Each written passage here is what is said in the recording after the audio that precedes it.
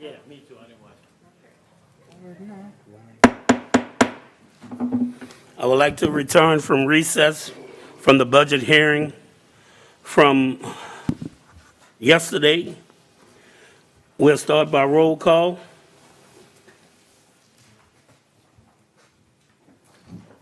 Oh, I don't have a screen. Verbal, yes. There we go. Let the record reflect that we have 7 council members present. Dr. Gui and Mr. Bartholomew is not present at this time. We'll stand for the Pledge of Allegiance.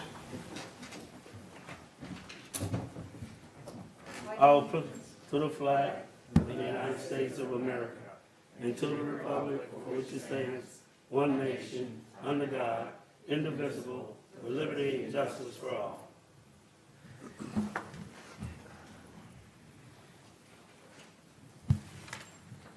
Mr. Surpass? Yes, sir. Yesterday, the last thing we did was we did an amendment to put the ambulances back into the public health fund, and we did that.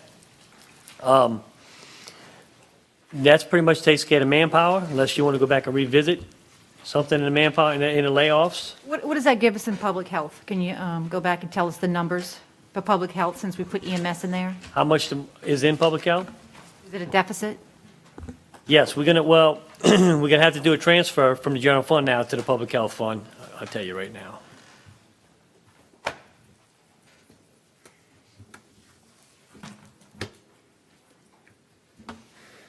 Approximately, well, from BP, we're gonna transfer, because that's what what we're supposed to do, I think it was $1,608,000.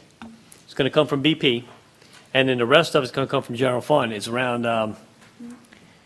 from what I have right now, it's gonna be around $467,000. What we have to do first, we have to go back and revisit the interfund service charges, because when we increase the personal services back in the firefighting fund, and now in the public health fund, it changed all those numbers, and by a good bit.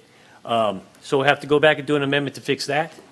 We gotta do an amendment to go back and fix the interfund agency fees from the port, because when we move the ambulance fee out of the firefighting fund and put it into the public health fund, now the revenues is gonna go in a different place. So we're gonna have to do an amendment to do that too. So when we do that, that's all gonna affect this. So let me ask you this, since we moved the EMS out of the fire funding source of the 1 cent sales tax, they have a surplus now in the fire department? Let's see, hold on, I'll give you the number. No, we had to transfer $400,000 to give them a $400,000 operating budget. Mr. Surpass, would you, Well, basically, right now, they have fund balance of 744. Yes, and if we did something like that, and we didn't do that ordinance yet, that amendment yet, so yes, if you did $400,000 for operating, it would decrease that. so how much surplus will they have at the end? If you took 400 off, it's about 344. They'll still have a surplus of 344? That would be what's in their fund balance. They started out with 354, so it'd pretty much be back to where they started. So if they have a surplus of 354, I'm wondering if that, since the merger has not been divested or divorced, whatever you want to call it, is it appropriate to take the 300 and apply it towards the EMS to be able to at least short circuit some of the funding that I mean, we're looking for? I don't know how you would do that. There's no EMS that's in there anymore. So, I mean, I don't know how you would take it from there. You need to take into account the port agency fees for Right. ambulances that were taken out, and that was $141,000. Right, so that's what I'm saying. Once we do the interfund service fees, these numbers are gonna change. And I don't really know how much yet until we finish putting everything back in the personal service budget. Because every time we do that, it changes the interfund service charges. So I'm just giving you what I have right now, but that doesn't mean that's what it's gonna be. They may have no fund balance by the time we finish doing this. Because their revenues are gonna go down now because they're not getting as much interagency fees. Because their personal service numbers are not as high. So I really need to do that first, but where I stand right now is the 350 is around 300.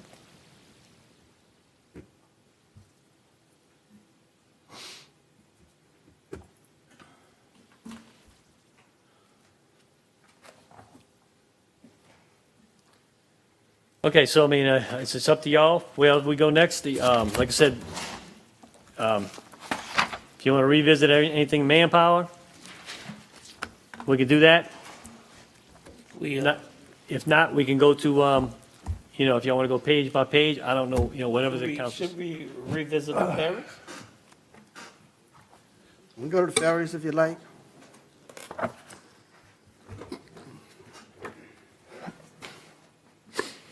Just starting. I'm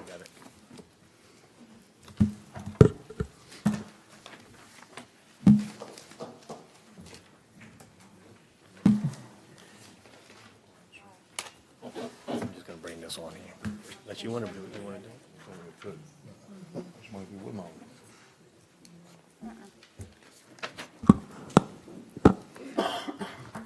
We had an amendment prepared to put in the Point LaHash ferry for 12-hour shift a day. I got with Mr. Epley, and he gave me the numbers.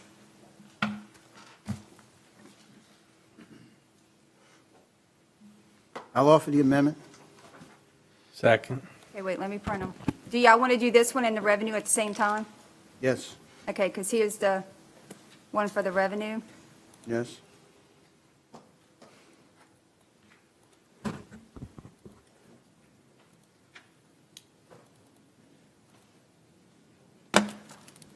Now, for purposes of explanation, earlier in the day, we had our Port Harbor and Terminal District budget hearing, and in that budget, we appropriated $1.5 million as an intergovernmental service charge to ourselves as the operator of the Point LaHash ferry. This will not restore complete ferry service to Plaquemines Parish. It will restore a ferry operating in Point LaHash 12 hours a day, 7 days a week, and provide the service to the courthouse and to the rest of the East Bank. This is a minimal stopgap. There's been some discussion earlier this morning of whether or not we should do this. I believe that in order to make this work, this is the quickest and easiest way. I think it's proper to be able to do an intergovernmental service charge with ourselves, since we are the sole governing authority of the port. The legislation allows us to do these type of things. So with that, this will take, at least put some of the service back, which will hopefully service the courthouse in the East Bank. Mr. Russo, just for clarification, you are right. We are going to run, the Point LaHash ferry will go into dry dock for its 5-year certification. The Belle Chase 2 will be moved to Point LaHash to run in the Point LaHash location.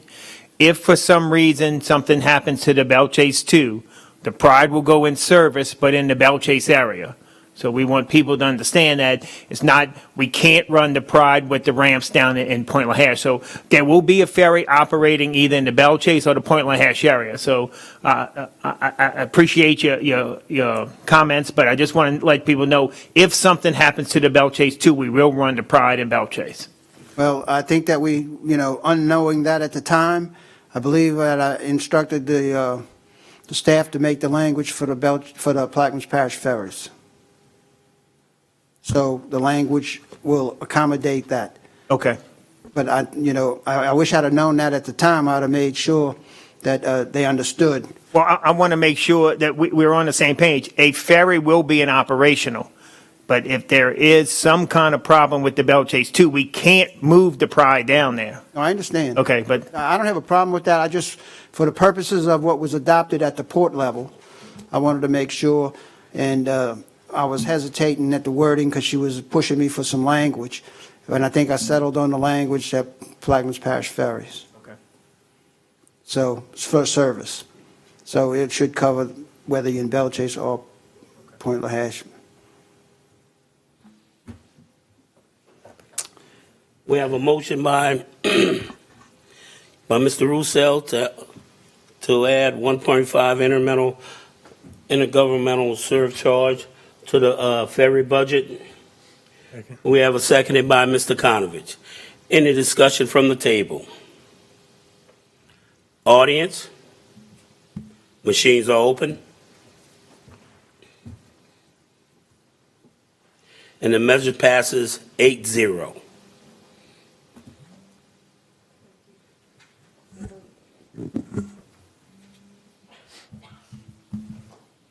Mr. Surpaz? Okay. It's a lot easier than getting it. Like I said, anything else for manpower? Well, our next step would be to go page by page in this book, if y'all want to do that. I mean, we covered a lot of it already. You want me to get this out the way?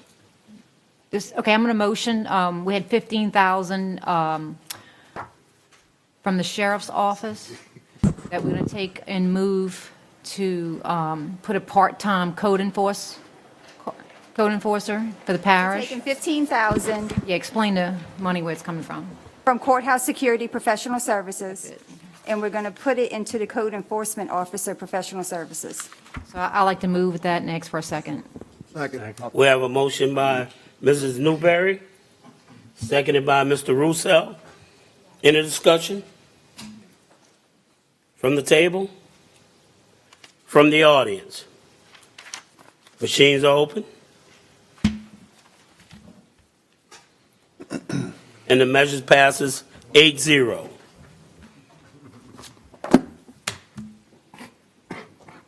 From the table, any other item anybody want to bring up? Reconsider the why.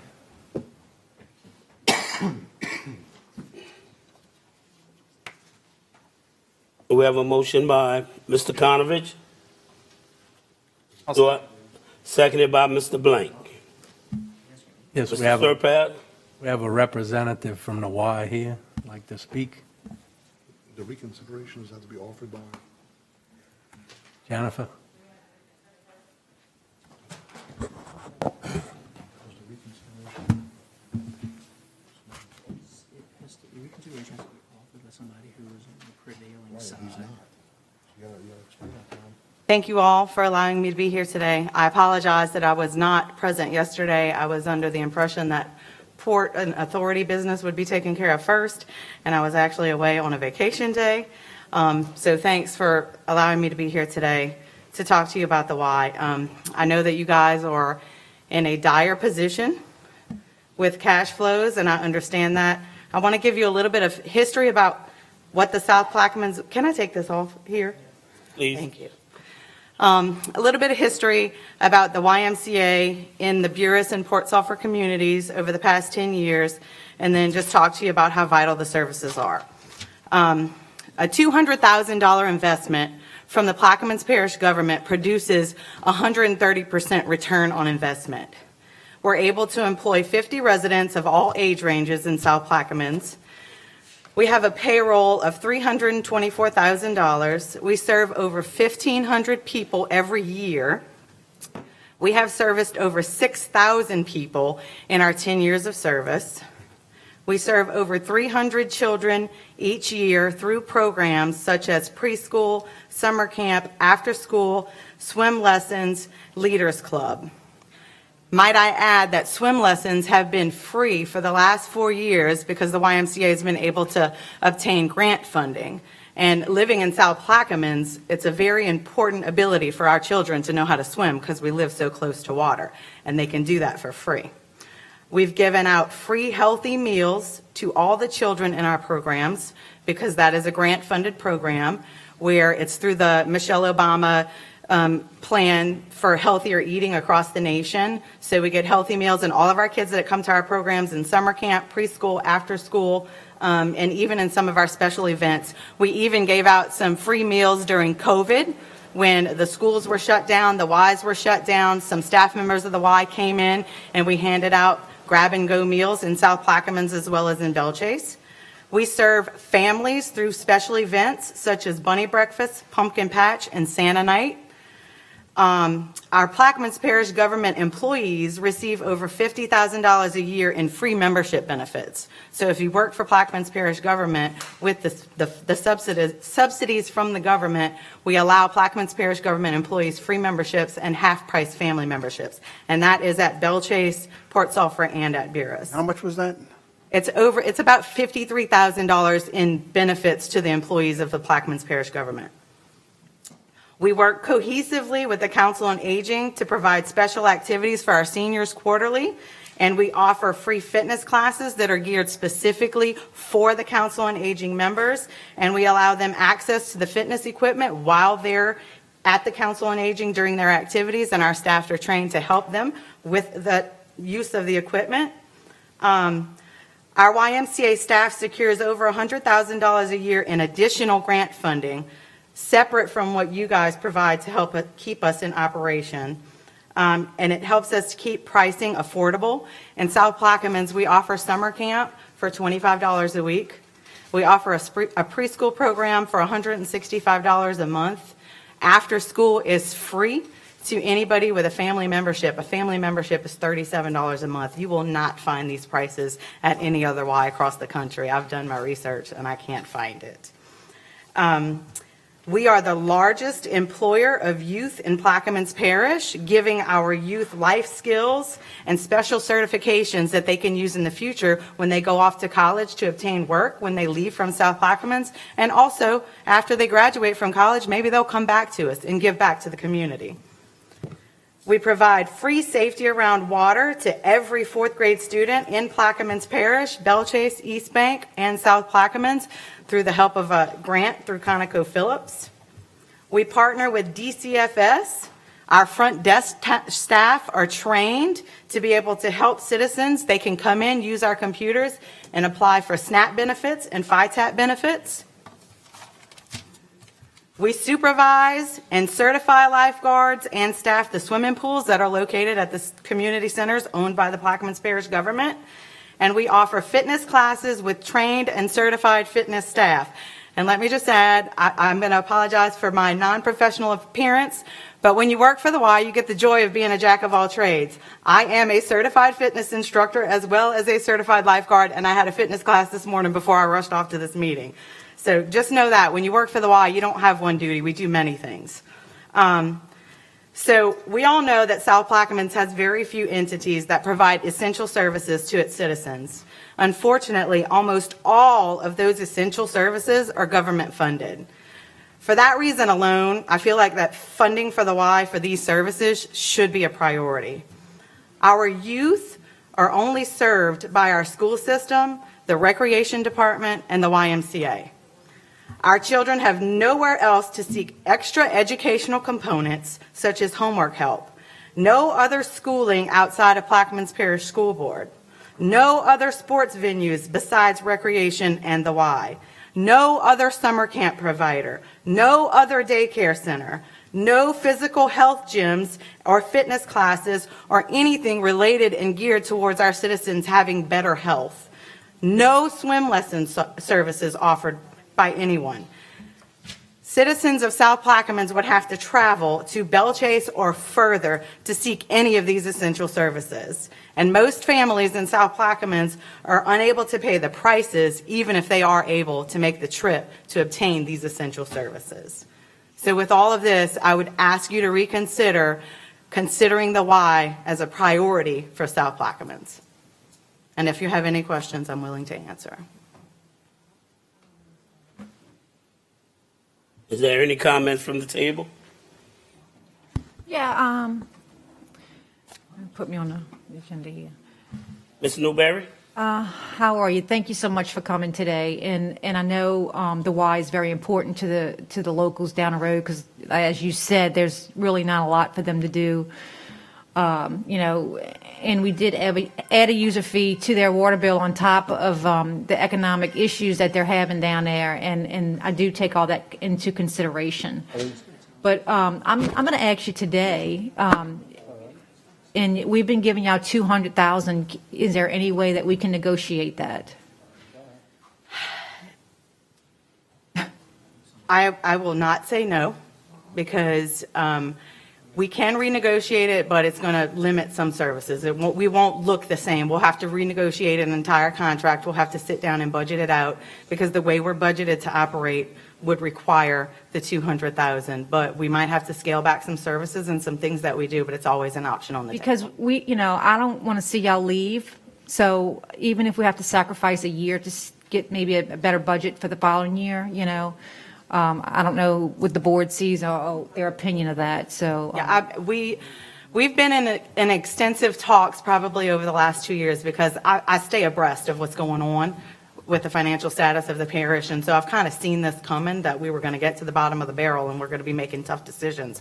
So we've been in discussions on what that looks like if we have to scale back. And even if we were completely cut, would we be able to provide services? We haven't gauged anything for a complete cut, but we can scale back some of the things that we do. I hate to take anything away, but it's always an option. Yeah, and it's good to have the after-school care for the kids down there, and Right. y'all have a lot of benefits to the And- people. Right, and I'm a lifelong resident of South Plaquemines, born and raised, born at Port Sulphur Hospital, lived there all my life, left a little while to go to college, came back. It's where I want to be. And growing up there, I just know how important amenities are for children, to keep them off the streets, to keep them occupied, to keep them moving in a positive direction so that they make good life choices and they head in a direction that's going to make them productive citizens. And so for me, that's why I took the position with the Y. At the end of the day, if all we provide are youth programs, I'm for that, if that's where we get. And have y'all talked about, Kirk, any fees, any renegotiation with the Y and keep them here? What is the bottom line to keep them here? I mean, have y'all talked about that? We have not had any discussions with the Y, no. We, look, after the first of the year, we'll get together and see where we put our heads together. But she's right, if you start cutting some of their funding, then it's going to have to cut some of their services. So, it's happy balance, maybe we can come to a conclusion and figure out at a good number and work toward that. I mean, I can tell you that we're operating at a bare minimum as far as staff. When I say that we're jack of all trades, we're literally a jack of all trades. I certified to be a lifeguard to be on deck because if I don't have money to pay for a lifeguard, I'm a salaried staff person, so I have to step in for that. When we were cut from the 250,000 to the 200,000, we lost a director position at that point. We're down to 2 directors with 2 facilities. And I understand everybody's cutting and things need to be done. We'll figure it out. I'll yield to Mr. Blink. Jennifer, have you ever had any discussions with the Plaquemines Parish Sheriff's Office about potentially funding some of this 200,000? Or are they already funding anything at the YMCA? They are, I will not say they're not funding anything at the YMCA. I left out a lot of agencies that we do work cohesively and collaboratively with. Plaquemines Community Care Center, we do programs with them. We've done things with the Plaquemines Sheriff's Office that they have actually funded certain programs, but it's earmarked towards a certain program, not just in the general operating expense, if that makes sense. So there is annual recurring revenue coming from PPS? Well, yes, actually, Plaquemines Parish Sheriff's Office pays for all of their employees to have memberships from Belchase to South Plaquemines on a yearly basis as a benefit to their employees, probably a bigger benefit to the Y. Got it. If we're being honest. Got it. But I mean, it's not on the level of $200,000. No, it's more on the level of 10. Got it.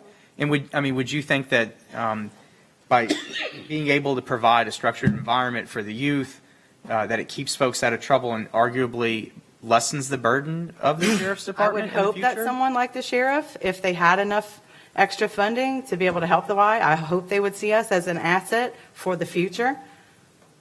An ounce of prevention is worth a pound of cure. I agree.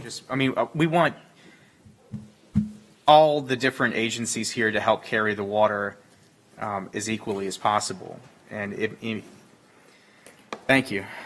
Thank you. Mr. Conovich, due to parliamentary procedures. I'll let Mr. Alborough talk first, then I'll do that. Okay, Mr. Alborough?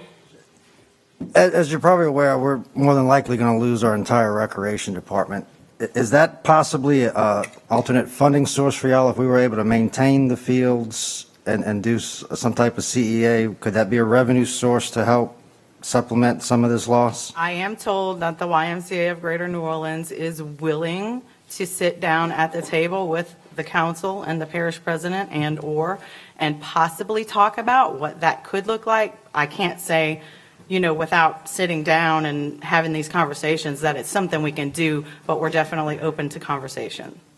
Can we set that up? Absolutely. Thank you.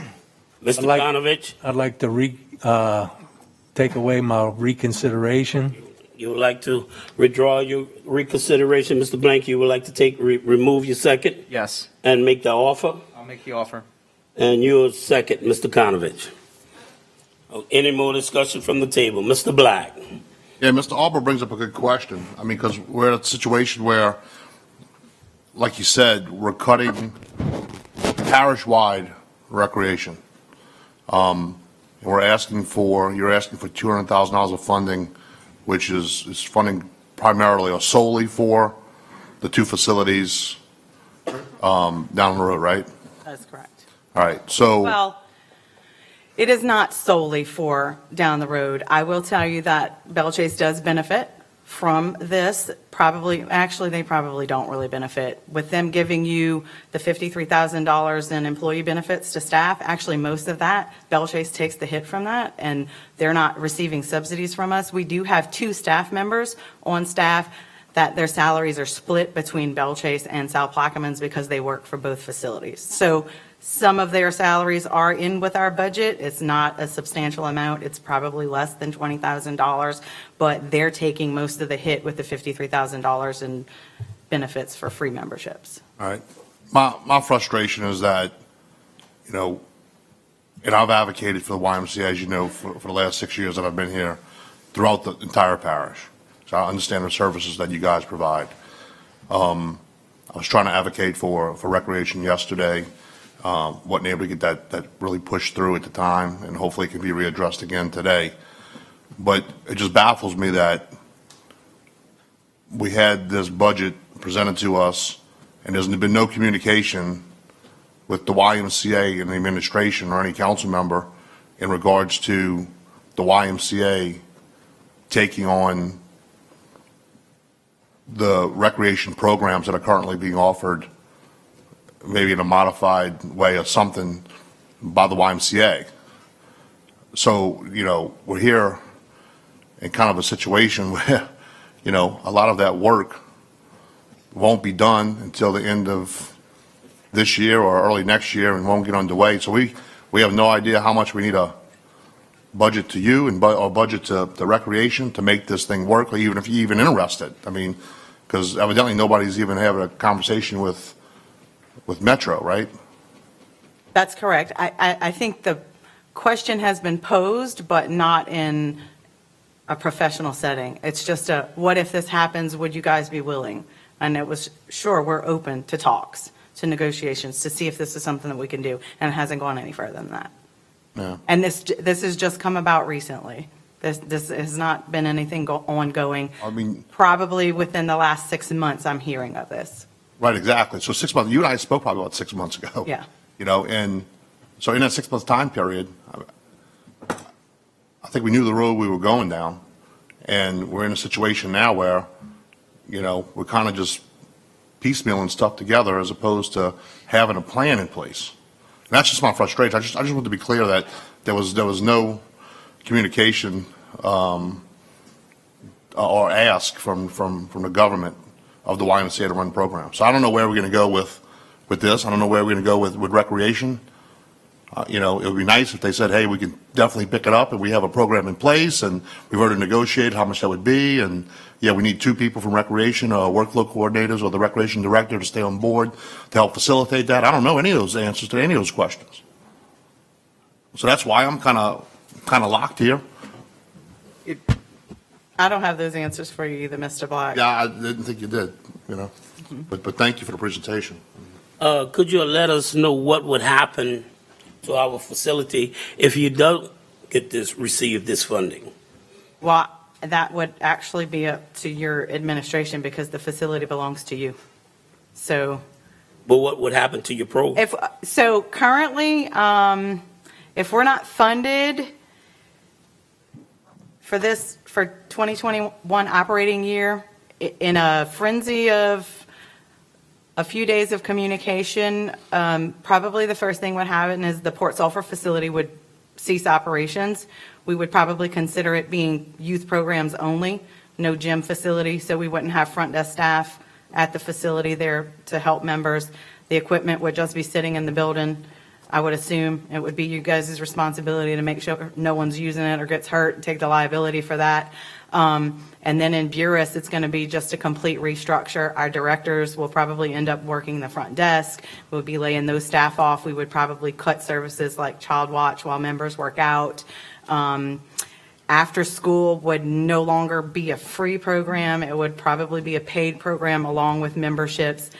Prices are going to increase, and probably when we increase pricing, our numbers are going to decline, and I don't know how long we can sustain that way. And we just ordered a $110,000 air conditioner for that facility. Mr. Blank. Yeah, if there's ever any members that want to, tear into, particular items of the budget, there's nothing stopping them from bird dogging. I've had to, take on certain items that were of a lot of interest to my constituents.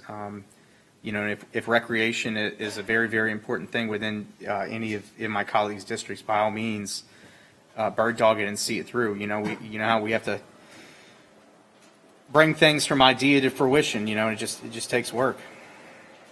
Yield. Mr. Black. Yeah, I take some exception to that, Mr. Blink, because I worked up here for 6 years, bird dogging, a lot of different issues. What we're doing here, what you voted against yesterday, is why we're here again today, because you voted against it. The issue is that, as she just said, and I voted for this every single year and pushed for it every year, it's $200,000 that benefits the two facilities that she just said. That has nothing absolutely to do with my district. So if I wanted to bird dog something, I'd say, you know what? I'd rather that $200,000 go to parish-wide recreation. Let's refund those positions and have a parish-wide recreation program that's beneficial use to every single person in this parish. But this is specifically going for the benefit of the people in your district in which you voted no for yesterday. So I've bird dogged a lot in my 6 years up here. So don't chastise me about bird dogging things and not following things through or picking up things. Because I can sit there and vote no and say, you know what, ma'am, I'm sorry, but this doesn't affect my district. What affects my district is not having recreation parish-wide at all. And be selfish like that. But I don't think that's what I want to do. Because I think it is necessary, as the discussion we've had. So, I just take some exception to that, Richie. Honestly. Let's please just try to keep it positive. Mr. Chairman, if I may. Mr. Blank. Yes, I don't disagree with the importance of the YMCA, especially in the southern half of the parish. I understand it's there for a reason, and we get well more than what we pay into it, as well as the sheriff by not having to go chase after people who didn't have that type of facility and programming and things like that. We definitely need to share the burden. Why I voted against it was the funding mechanism, using one-time revenue that came from in the form of fines and settlements to fund a recurring cost. And I voted across the board for a lot of programming that has helped me in my own life. I had to sit there and look the LSU ag guy, Wayne Burgess, who does 4-H in the eye, and vote no. And that's not a good thing to do, but I'm trying to be responsible with the budget as a whole. We didn't get selected to do easy work here, and we all knew it going in. That being said, since that fund was rated for other purposes, and there's such a positive impact, I have to reconsider. Thank you, Mr. Blank. Thank you. I yield. And you, Ms. Jennifer? Oh, I'm sorry. I was just, I forgot what I was even going to say. I was Okay, listening. good. Any more comments from the table? from the audience. So that's a clarification on the amendment. This not nothing against Miss Jennifer. She's doing a great job at the Y, and I have nothing against the Y. But man, if we're gonna do this, and I have no problem with doing it, we still gotta have parish-wide recreation, guys. We gotta have it. We gotta show them kids, man, that come on, we just can't do this. Give us a minute, Mr. Henry. We're working our way there. Yeah. The amendment will still be for 200? Yes. Okay. Tracy Riley, 13482, Highway 23. I hope that give us a minute means something else is about to happen in favor of recreation and including the Y. I was just going to stand up and say that I too support, whether it's in my my neighborhood or not, I see the value of the services. I benefit too from that particular service in a time in my life where I was deployed and needed the Y to help me with my children and getting the things that they needed for their not only physical health but their mental health. And I do value that service here in this community. And I ask that if it's possible for us to table the issue so that appropriate time can be given to entertaining, thinking out of the box and maybe doing a CEA or doing some type of, they called it earlier, contracting, and let the Y take it over if it's going to be financially sustainable for the parish. Give it the time that it needs to be worked out so that we can continue on with the benefit of the Y in our community. Thank you. Thank you.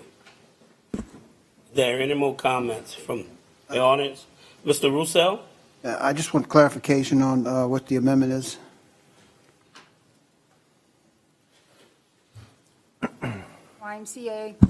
YMCA increase of 200,000 in grants from the BP fund. Okay. It has become apparently clear to me that, and I can anticipate what this vote will be and what the following votes will be, that we will sit here and spend every last penny of the BP fund in an operational one-time expenditure budget. So having said that, I guess I should help and hurry up and spend it so we can come to reality about what's going to happen when it runs out. Because we've been limping along now for 5 years spending one-time money on recurring expenditures. So to help along, to get to the end of the road, I'm going to vote for this. And we'll run out that BP fund as quick as possible. And let's see what happens then. Because we've used it on unnecessary expenditures. I'm not saying that this particular expenditure is unnecessary, but it is a recurring expense, and we haven't dealt with the problem. So, having said that, I'm going to support the amendment, and I guess we'll get to the end of the budget and the barrel, and when there's nothing left, then those decisions will be easier. Thank you. Mr. Alborough? There's two things. I would request we take Ms. Riley's advice, and is there any way possible we could delay this, try to set up a quick meeting, and see if there's even possibility of some negotiations with the Y? And if not, if y'all still want to move forward with this, that's fine, but I would request that we move forward with the recreation discussions and vote prior to this vote. I can't support this until we have the conversation about recreation. Any more questions from the table? Fine with that. I agree, Mr. Arborough.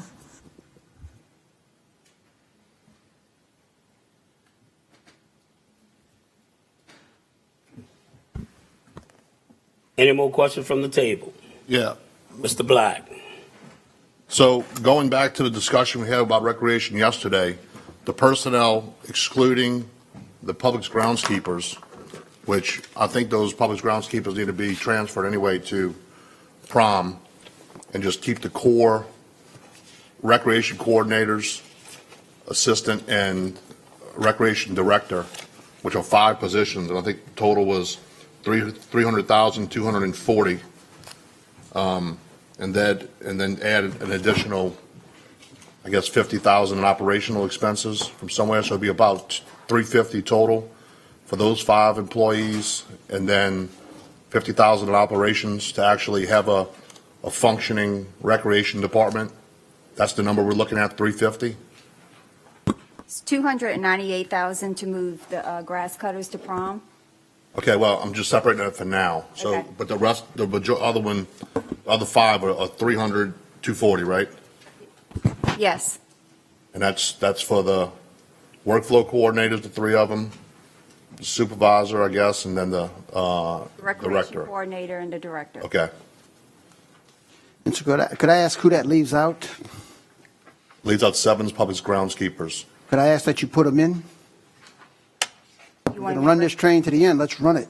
Well, I want to put them in, but I would like to have the administration agree that those 7 individuals need to be transferred to prom so they can perform parish-wide grass cutting duties and help out Mr. Russell and Mr. Brooks. Let the recreation folks deal with recreation. Let me say this. The parish president can assign employees to cut grass wherever he wants. So you can put them in any budget you like. At the end of the day, he is in charge of supervising and directing employees, and he can send them to Fort Jackson, to Venice, or to East Bank if he'd like. And he can speak for himself, but I've heard these arguments before about categorizing them and putting them in different silos and saying this is this and this is that. At the end of the day, they're going to work wherever he tells them. So if you want to separate them, fine, but with this effort that we're going through now, I'm ready to get rid of the BP fund and let's spend it.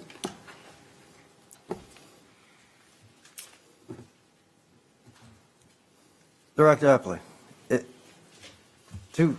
is all these positions, if we would separate it out, needed just for recreation, or could we reduce one workflow coordinator, especially moving 7 workers to prom? We have, as far as I know, in recreation, 3 workflow coordinators. One is for the Belle Chase area, one is for the southern area, one is for the East Bank area. So it works fairly well with the 3. And then aside from that, we have the director and the assistant. And that's pretty much bare bones for recreation. Yes, sir. Right, so my idea, I'd like to keep those 5, and I would like to add $50,000 for operations, so a total of $350, and then do a separate amendment to refund the 7 public groundskeepers and reassign them under prom. Well, let me say this. That's micromanaging. That's what I've been hearing about all along up here. We don't want to micromanage. We don't want to micromanage the port. We don't want to micromanage this department. Just refund them and let Mr. Lapine run the government. Not only that, this is what I have a problem with that. We have employees with prom right now that they don't have any tractors. I have a ditch bank crew down the road. We have 3A booms. All 3 of them broke. There's guys that we have employees don't have a tractor to operate. Well, can we bring Scott up and get to the bottom You of this? can. Because we talked about this I don't know how many times, and I don't You know how many can. times have we always heard, we need people, we need people, we need people. So is it you need people, you need machines? Can you give us the straight Actually, answer? 2 ditch bank cutters are back up. They cutting in Point LaHash area right now. As of last week, they was all 3 of them was down. I talked to Brad this morning. 2 of them are back up. Yes, sir. Okay, now they Yeah, and tractors do go down and they come back up. It may take a day or 2. Some may take longer, but we have older equipment. So yes, we have enough operators. The tractors go back and forth, and we getting them maintenance as soon as possible and as quickly as possible as we can get them to the shop and back out going. And that being said, That's fine. Then just keep them all in recreation, the whole thing. I'll do an amendment after Mark does his, votes on this one with YMCA. I'll just do an amendment to refund the entire recreation department and operations from VP. you have anything to say, Mr. Albro? Mr. Bartholomew? Well, since he's going to do that, I don't have a problem, but the issues I have was a lot of the recreation department, grass cutters on the East Bank, they cut all over the East Bank. They just don't do the parks. They do the ferry landings, they do the Breakaway Auditorium up there, and they do Woodlawn Firehouse, they do the courthouse, and they do the Point Light Ferry Ramp. They do all of that. So it's just not that they do, it's the park. And the park itself is pretty big. So it's more than that. Also, the crew down the road, they cut the YMCA, they cut around the government complex, they cut in Empire, they cut in Beers, they cut in Booville. I mean, they cut all over. Yeah. Okay, let's. I would like to. Go ahead, Mr. Blank. In regard to the budget, we are trying to fly a plane into a crash. We're trying to soften the blow. And if we use all of the BP money up this year, it is going to be very bad next year. Everything will have to just be cold-heartedly cut without any sort of staged step down of services. I don't know if I'm willing to go into a brick wall like that as opposed to gently glide in. I yield. Mr. Blank, I'm sorry to let you know, this train done ran into a brick wall. This give administration a whole year to go through arbitration, make everything more accountable. They can reorganize. They can do multitasking and multi-training. That give them a whole year. And they have to be serious about it. Because after this year, that's a wrap with the BPR spill money. So you have a whole year. So we don't expect for the administration to come, oh, we got to hire somebody, we got there, and the money is in the budget. There is no budget. There is no budget.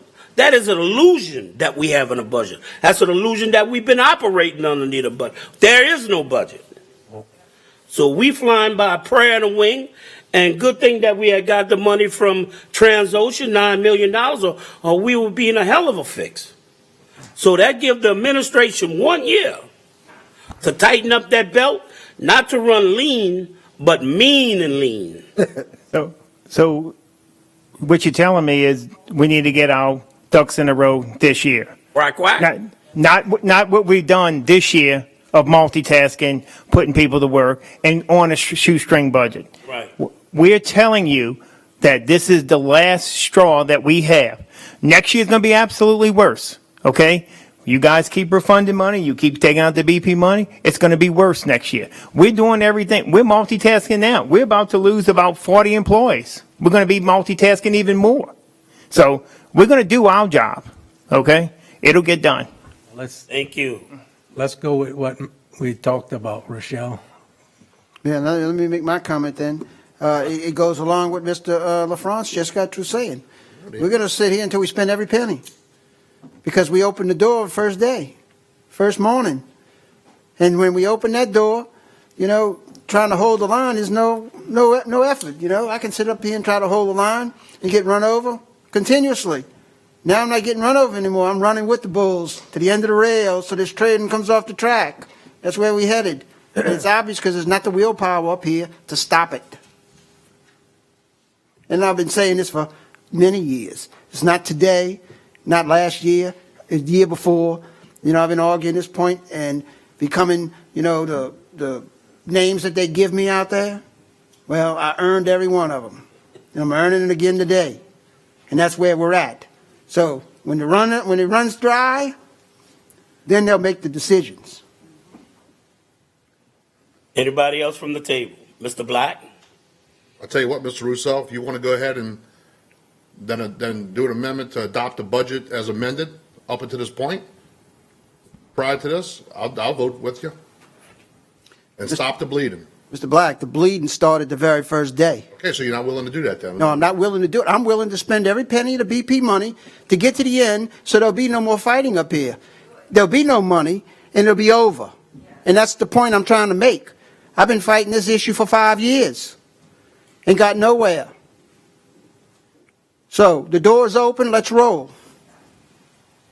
Any more comments from the table? From the audience? This, I'll be brief. I think it's human nature to want to revert back to where it's safe and comfortable, and that's going to this BP account. Perhaps if we didn't know what was there and what it was for, we would have been doing what we've needed to do these 5 years. I agree with Mr. Roussel. Let's just use what's there. Necessity breeds creativity, okay? Fill all of these gaps with what you have left so that we are put in the position and made to correct, self-correct in these next 12 months. I wholeheartedly support that.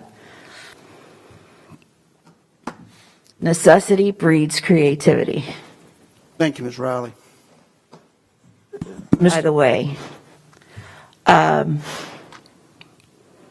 appreciate very much and have long-standing respect for you as an individual, as a professional, and as a public servant to the community.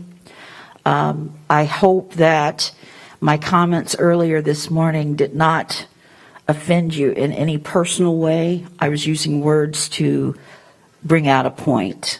So if I have offended you, I apologize. Thank you. you paid her to say that? Michelle? Wait, we have other people in a queue. Mr. Serpez, Yes, sir. if the council does refund the entire budget with the BP money, can you tell us what the budget deficit will be next year? In other words, what would the gap be from this year if it was next year really funded to the 2022? 17 million and 17 and a half. Yeah, I can tell you, 17, 20, something like that? well, I mean, there's no way we could refund the money. We only have $3 million left in BP, starting now. And I mean, to refund everything that we took out, it's not, it's not possible to do Okay. from BP. We still, Well, if they took from the emergency, then what would, Or you don't want to do that? that's Right. another, that's another $4 million. If we took it all, then we'd have no fund balance left at all. Barring any disasters like storms this year. I mean, I don't know what we'd do. And that's not to mention that I've been beating this horse about the cash. I mean, I don't have the cash to make it through the year. There's no way. I mean, if y'all don't go out and get a loan and let me do the short-term loan next year, then we'll be out of money. Won't be able to pay the payroll, won't be able to pay anything. So, I mean, that's basically a bigger concern to me than the budget. The budget numbers, they fluctuate, but, if I don't have any cash, and as the cash flow, the money's not coming in, then, we got an issue. Tommy, if we fund the Y and the rec, what do we have left in BP? The BP right now has about 3.7 million. If you take another 200, that's 3.5 million. Then how much, recreation was how much?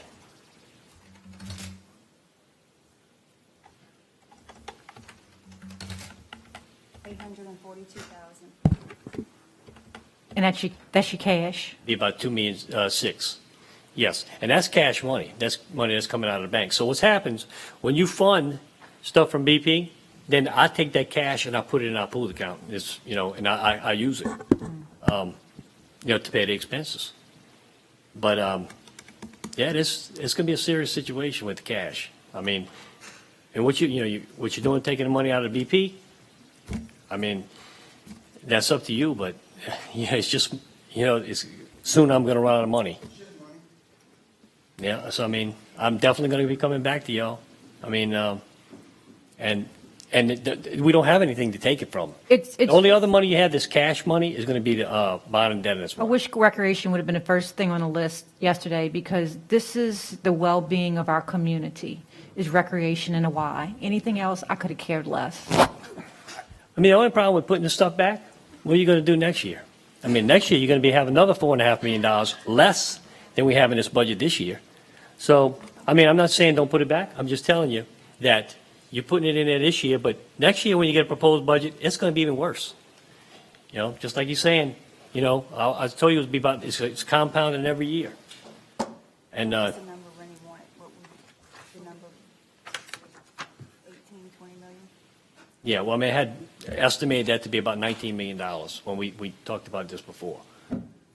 So, you know, when we get the budget next year, we had to cut how much? 12 million, 10 to 12 million. This year it'd be closer to, $17 million. How we're are gonna we be going to right cut back in the $17 same million boat out next of this year. Is budget? that correct? A little worse. Worse. 6 million to 7 million more. It's gonna be worse. Right. I mean, for the sales tax? Villages? Villages?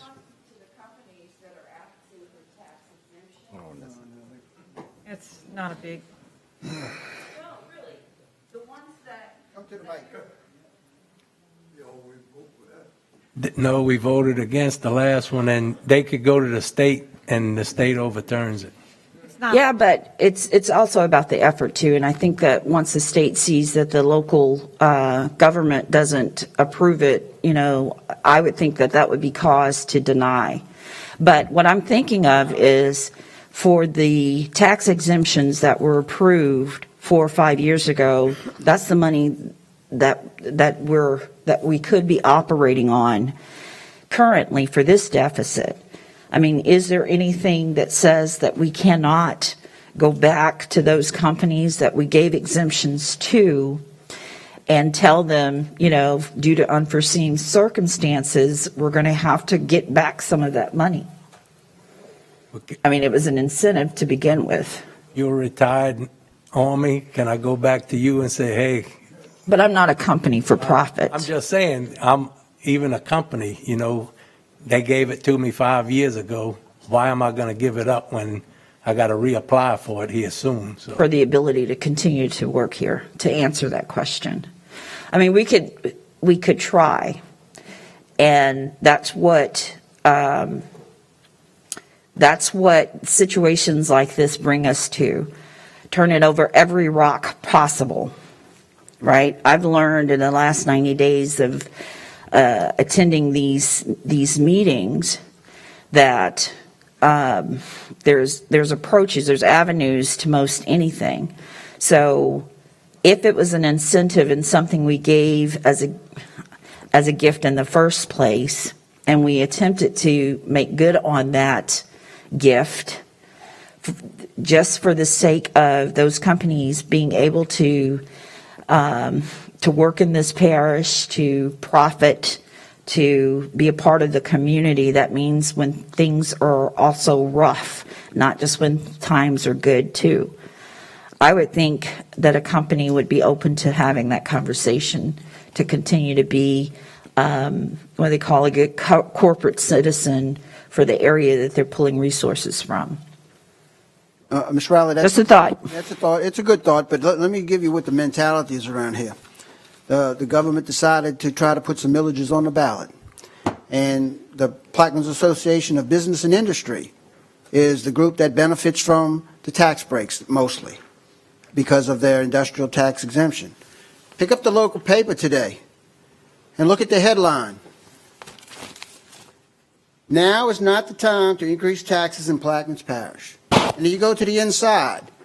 And the director of the PAB writes a nice little editorial in here about why it's not the right time. They haven't sat in his room here for the last 2 days and looked at the reality. But they've nibbled around the edges and they've looked at recommendations of user fees. Well, we did the user fees. We put the mosquito control fees on, the sewer and water pays their fees, but yet they go to Baton Rouge and advocate for a toll bridge. So the double standard around here is unbelievable when you talk about the local business and association industry that is supposed to be wanting to help the community. Now, that business association, that Plaquemines Association of Business and Industry Group, PAB, they know what we're facing. They've not once come to us with a help or offer a solution except for user fees, like $14 to cross the ferry, which is unrealistic. We've done a lot of things that they've asked. So, you know, to go back and ask them to give up something that they've given, good luck. I don't see it happening, but I appreciate your thoughts, you know, and I'd appreciate Pabi coming to the table and understanding that, you know, we're in a bind. And this bond is not going to fix itself. Just like they support and selectively support it, they didn't have a problem supporting the millage that the port put on the people without a vote of the voters to buy that piece of property. They supported that, yet today we're asking the people to give us an opportunity to let them vote on it, and yet they come out and slam us and go against that. So we got a very divided parish here, you know. So now that we're all in this thing together, divided as it may be, we still have to go forward. We still have to move forward. And the positions we've taken, even to get that letter written, that's that point in time. We still need to go forward. We still need to extend a call out to these people, come together so this parish works for all of us. I agree, but I just got the paper an hour ago. Right. So and hopefully the Gazette is in here today, and an article will come out, right, to respond to some of those issues that are written in that paper. What's the headline on that paper? Now is not the time to increase taxes in Plaquemines Parish. By the Gazette. The Gazette. No, the editor is the head of Pabi who wrote the letter to the editor. Yeah. He's usually here. Well, he hasn't been lately, but... Well, what it looks like is we're being stripped now to have to work together. We just got to. A position I had a week ago has got to change if I want this parish to move forward. And I'm willing to do that. Thank you. Mr. Bartholomew? I'm just waiting to get a vote. I want to make Mr. an Roussel? amendment. Okay, Ms. Newberry? Oh, I'm sorry. Mr. Konovich? I'm not in there. Okay, Mr. Albro? Yes, I apologize. I'm going to have to leave very soon. Ms. Sanger, whether this passes or not, will you have my cell phone number? Will you please call me so we can still set up these meetings? Absolutely. Mr. Black? Yeah, speaking of that, Corey, Jennifer, I just got a text from Jody in administration. She's watching. She said they are anxiously waiting a meeting with the administration to work on this. So the YMCA wants to be on board, so thank you. But you want to wait on the recreation No, too? I mean, because I got money from other places besides the BP fund. We're going to roll, but next year's going to be a different story. Huh? Next year's will be a different story. Yeah, they got a year. Like Carlton said, they got a year. Any comments from the audience? Question has been called for. Machines are open? This is recreation? No. No. This is for the YMCA.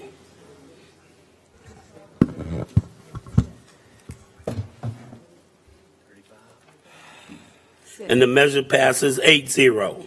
Chairman, would you move to the recreation program for the fire department on the East Bank, please? Ordinance has already been prepared. We was going to vote on recreation. Find it. Yeah, stick with. No, that's summer recreational program. Yeah, that's what we was voting on next. On one for the East Bank? You got mine? The whole parish. No, this is separate from that. This is just the summer recreational program we've been having. Michelle, you have For $25,000 to provide a recreation for the children, the little children. That's not the other programs. You got the 800 and something thousand? There you go. I have the 800 and something thousand. You got it? That's leaving the grass cutters in recreation. Yeah. Okay. Are you ready, Mr. LaFrance? Motion for the amendment to put 800 and what's the final? Excuse me, I have a question on the table, Councilman Black. If we can get that up. We already had one. No, we didn't. We had passed over the Y to do the. No, you did the Y just now. And we were going right immediately to the And we was recreation? going to go right into the recreation. Well, that's different, just the same principle as the Y, this program. Okay. For the East Bank, I'm gonna get that the same principle. Yes, I was in the queue. No, I said it before you. Clarify, yes, I shouldn't have voted on that because I specified I would not vote on that until we voted See what on I'm talking about, recreation. double standards. Take it for his. Hold on, Kurt, I need you. Yeah, just see. You staying for recreation? That Minimum professional budget is. service general, 53,201. Kurt? But we ain't used it, so he could use it for his instead of the, oh, well, it's up to him. Where are we going? Are we going to the Y? I was in line, Mr. Albro was there, the chairman has recognized that. The 800 and however thousand to refund the recreation department in its entirety. I didn't hear any of that information in the queue or question brought before the vote was taken. And I was here when it was presented by Mr. Conovage and Mr.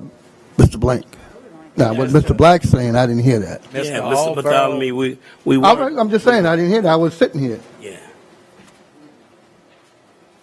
Are we going with Parks and Monuments too? We're going with Parks and Monuments too? We ain't got no money. No, I know. I need a new car. Mine's 7 years old. So it'll go quick.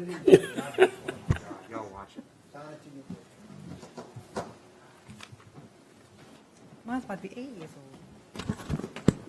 This will put recreation back in and parks, which is the 2 grass cutters in Fort Jackson. They got cut in Fort Jackson? I could use some help. Ms. Pearl, if you want to come to the mic, please come to the mic. You have that request for 25,000? Offer, But before we come to the mic, we need a Offer. motion and a second. offer. We have a motion by Mr. Black to reinstate the Recreation Department, seconded by Mr. Blank. You mind if she talk first, Mr. Black? Yeah, you want to come up? Please state your name and your address. My name is Maida Prout. I work for the Recreation Department. My address is P.O. Box 251 in Bouville, Louisiana. And I only came to try to represent the Recreation Department. Before they had the Y down here, we used to have meetings when Mr. Nungesser was here. And all of those programs that they inducted into the YMCA, I gave them that idea. On the south end of the parish right now, we only have 2 persons. That's myself and 1 groundskeeper. We have 31 areas to cut. The LJs come and they help us, and we do a fabulous job. Go look. So we're not only in here for just recreational meeting.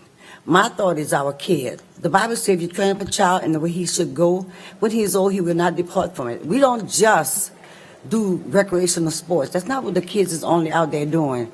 The coaches take their moment in time, they give praises to God, and actually ask them to keep our children safe before and after the game. And the kids come along and they do the same thing with them. Number 2, they actually teaches our children how to be self-efficient, how to be respectful of others, and also to know how to respect their elders, because those coaches out there that's coaching our kids, they're not nobody parents hardly. Our children move up from one person to another person. We have some parents out there, yes, but it's other people, kids' parents, that's actually molding their child. We forgetting about our kids. That is our future, our children. And I think we need to do what y'all need to do. We're doing about to do it. And I appreciate it. May All right. God bless you. I'd just like to thank you, Miss Maida. You do a great job down the road. You and one other person cuts all the properties down there, and I thank you for everything you do. All right. Yeah, Call thank you. question. Question. Wait. Could we read the amendment? Yeah. Kim? Can you,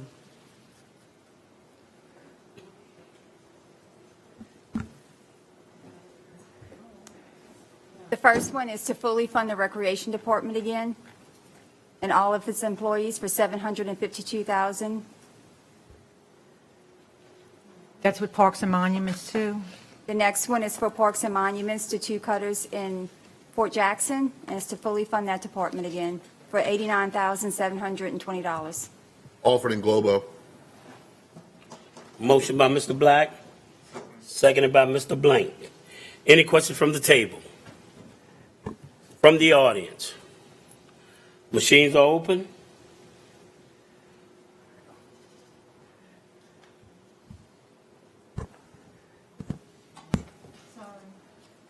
Can you please vote again? Vote again. Ms. Newberry? And the measure passes 8-0. I suggest y'all tell everybody to vote for the millages. Yep. There won't be recreation next year. Mr. Chairman, could we move to that? Mr. Bartholomew. Could we move to Fire Department Recreation Program? Ordinance already been drawn for consideration. Mr. Surpaz? You have it? Yes, sir. Let me get Rochelle to get the Okay. I'll wait amendment. until Michelle get back. All right. Give me 2 seconds, okay? Well, a little longer than that. Hmm? Couple. I know you did it. We can do it at the beginning of the year and then put the revenue in then. Yeah, that's fine. Yeah, because I mean, it has to pass, I think it has to pass first. The ordinance has to pass first, right? That's why I was just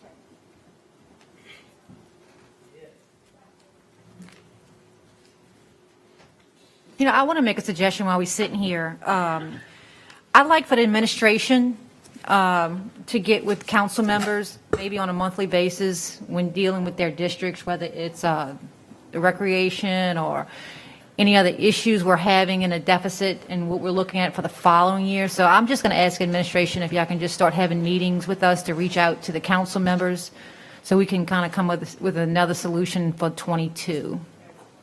My door is open all the time, Ms. Newberry, just give me a call. Well, I understand that, Mr. Lapine, but when y'all working on, certain areas, or whether it's projects or coming up with ideas, just keep us involved, so, We'll keep you informed as much as we can. You're also welcome to, if there's something that's concerning you, give us a call. and my district's pretty plain. I don't have very many businesses or anything going on besides Chevron keeping their doors open. Ms. Dapley, did they check out the pump today? I'm sorry? I talked to Todd about the pump at the fort. Somebody left the water spigots on, and I sent a message to the maintenance supervisor asking him if he could send somebody down there. I haven't been able to follow up to see if they actually got down there. And we do need to get somebody to fix that breaker. As you can imagine, our electrician's been pretty busy trying to get things back up and running again in the parish since the storm. I was just checking. We're working on it. Thank you.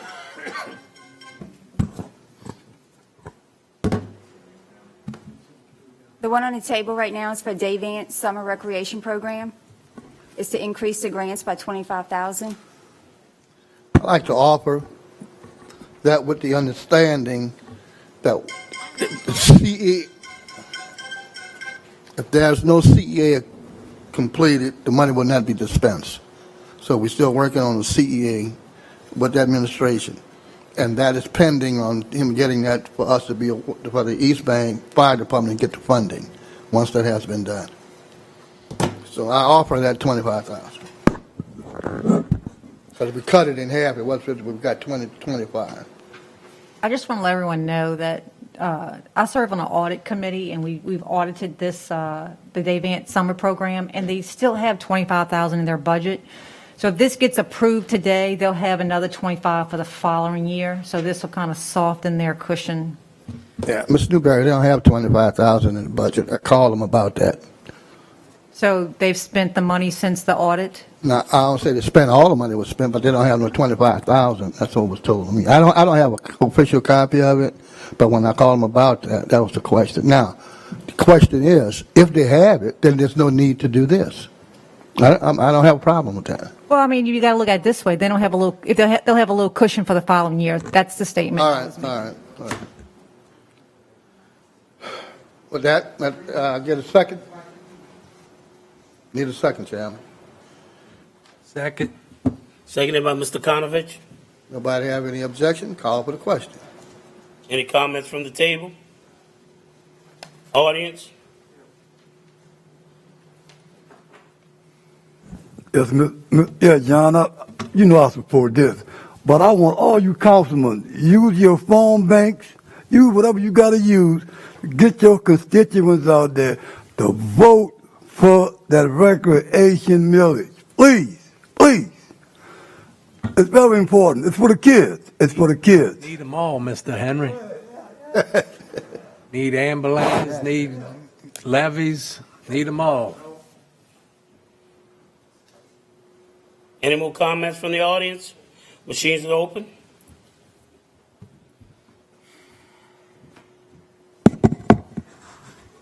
And the measure passes 6-4.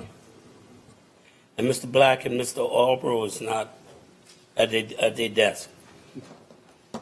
You have an amendment for me to return some money to the budget? That's the one I want. Okay. Let the record reflect that Mr. Albro had left.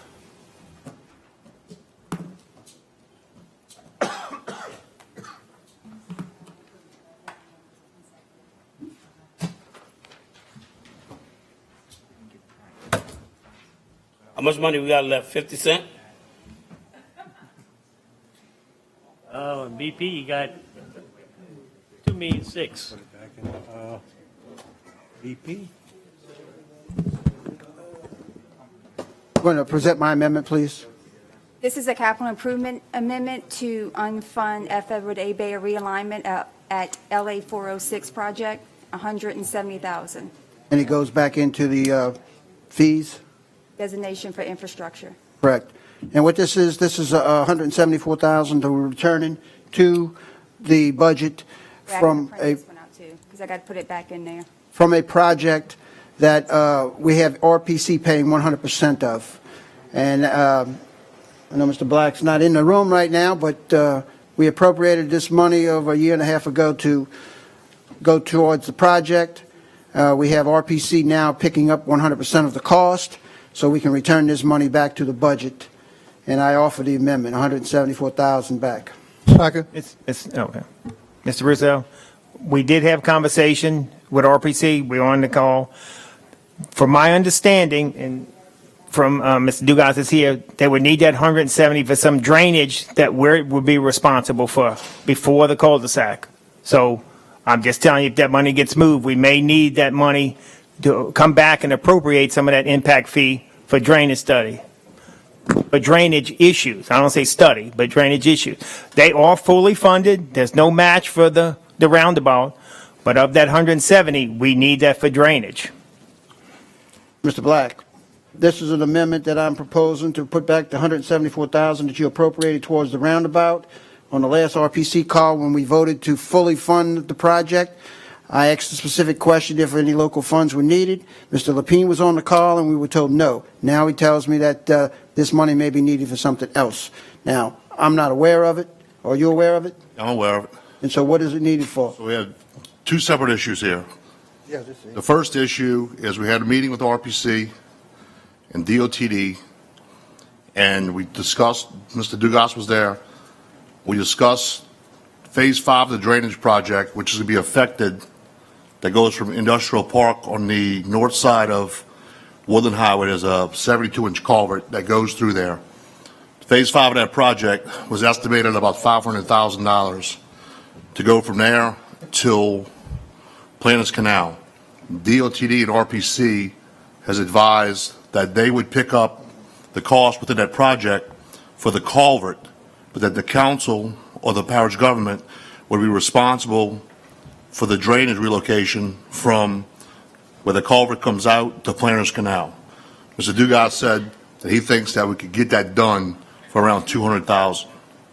So that's why we need to keep that money to tie it to this project. Go ahead. Because it's all part of that entire project. Well, let me say this. As a member of the RPC, sitting on the board and not being brought into the meetings that y'all are talking at private meetings doesn't help me sit there and represent the board as my position from Plaquemines Parish. Okay. I would appreciate it that when I go to the board meeting, that I'm apprised of all of these side meetings, because when I voted on the appropriation last week, I brought the specific question up, and you were on the call. Yes, sir, Mr. And what was the answer? The answer was we didn't have any Right. match money. And at that we time. didn't need any match Okay, and then we had another call from Mr. Russo, from Jeff Rossell from RPC, that Mr. Black, I, and Mr. Dugas sat on. And this is when he explained to us that we needed this. All I'm saying is that a member that sits on the board that has to vote on these appropriations, with all these I side voted deals, to it. I'd like to be included so I'll know what I'm doing up there. I withdraw the amendment in frustration because of the lack of communication.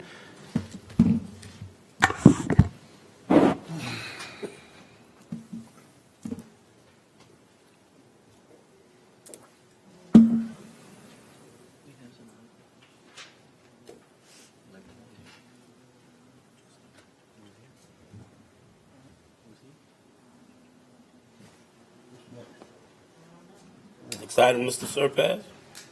I was just informed that we have some elected officials here. If you want to take them up, up to you. Who would like to come up? Oh, you don't?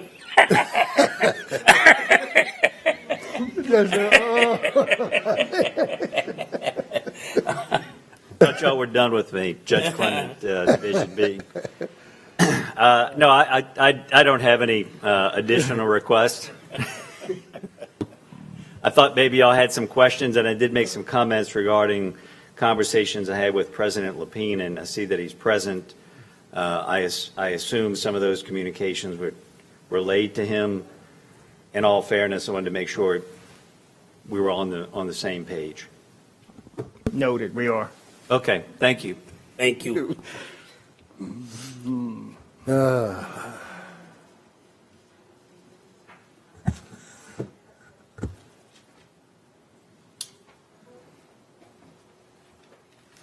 Sam St. Pay. I'm administrator for Judge Connor, and he just wanted to let y'all know that he was in trial, and I'm just here making sure to ask that the amendment that Rochelle and Tommy prepared for us to at least give us the credit for the position that was defunded 2 months ago. I just wanted to make sure that I reminded you of that. You have an amendment prepared?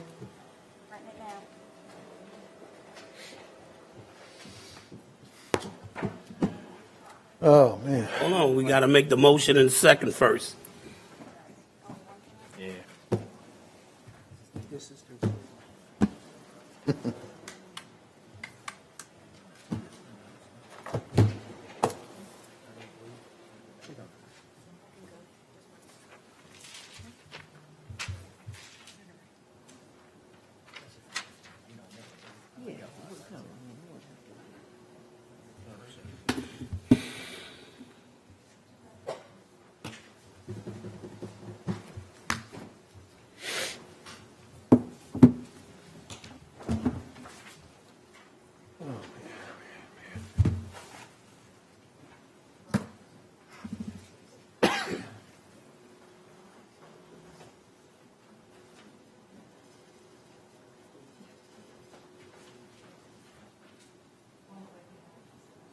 You have the amendment? You ready? This would be to increase Judges Division B by $81,520. Division B or Division A? Division A, sorry. Thank you. Someone like to offer at the table? Coming from where? BP fund? I guess. Coming from the BP fund? We'll write that. It's up to you. Or where else we're going to get it?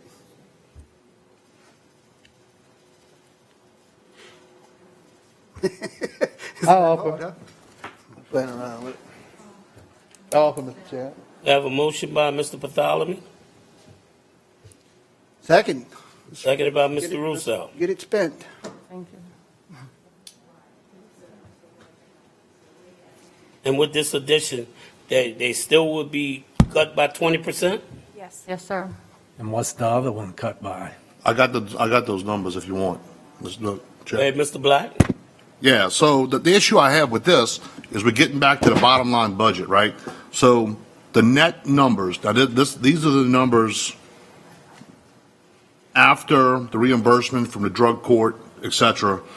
The net then, if this was to pass, would be 857,000 bottom line for Division A, and Division B, with what we gave him yesterday, would be 810,000.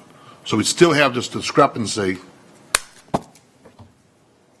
of, well, actually, it's actually less than that. It's actually a net, because he gets 33,000 from Fins that comes back to us. So roughly 780,000. So we had this discrepancy once again, where we have Division B Yes, sir. getting net 780, and then Division A getting net 857 because of his position. And I think that's maybe because we have a couple more employees. Judge Clement had retired 2 of them, or 3 last year. Right. But so, and as far as employees goes, that goes back to my comments yesterday, that's the burden of the elected official, not of the council. So just because Mr. Clement doesn't have 2, I think the bottom line budgets need to be as close as possible to the same. So I can't support this amendment because I think that the budgets as they are now are pretty close to being the same. Well, he was only asking for that credit so that it would keep us at the 20% reduction rather than adding, making it more. Yeah, well, I mean, More he's like still 28. at, he's not back to he was at 35, and we gave back 68 yesterday, and he's still in the high 20s as far as the overall reduction because they took those positions out in September. So, his 810 minus the 33, you're talking about, I hope he comes up. you're talking about 777,000 as opposed to Division A, as we currently say it, 776. Right. And does that So- that includes our drug court budget too, right? That you're including? I took your drug court budget, And added. and then I reduced what you guys give, well, that's a total net, because you have the drug court personnel services, and then operations, personnel is 68.8, operations is 114.5 for 183.3 total. 54,000 is the net that comes back to PPG, because you was reimbursed $126,000 from the state. I got all those numbers yesterday. Is that correct? So at the end of the day, right now, as we sit, Division A and Division B are roughly getting exactly the same bottom line budget. Now, what Judge Connell wants to do with that bottom line, it's up to him, not up to us. And what Judge Clement wants to do with his bottom line is up to him, not up to us. But I wanted to make it an even playing field for both divisions. That way there's no more of this discrepancy of who's getting more, who's getting less, et cetera. Right. That's where I stand on it. Okay. Thank you. I hope that answered the question with the numbers. Yeah. Any more comments from the table? Audience?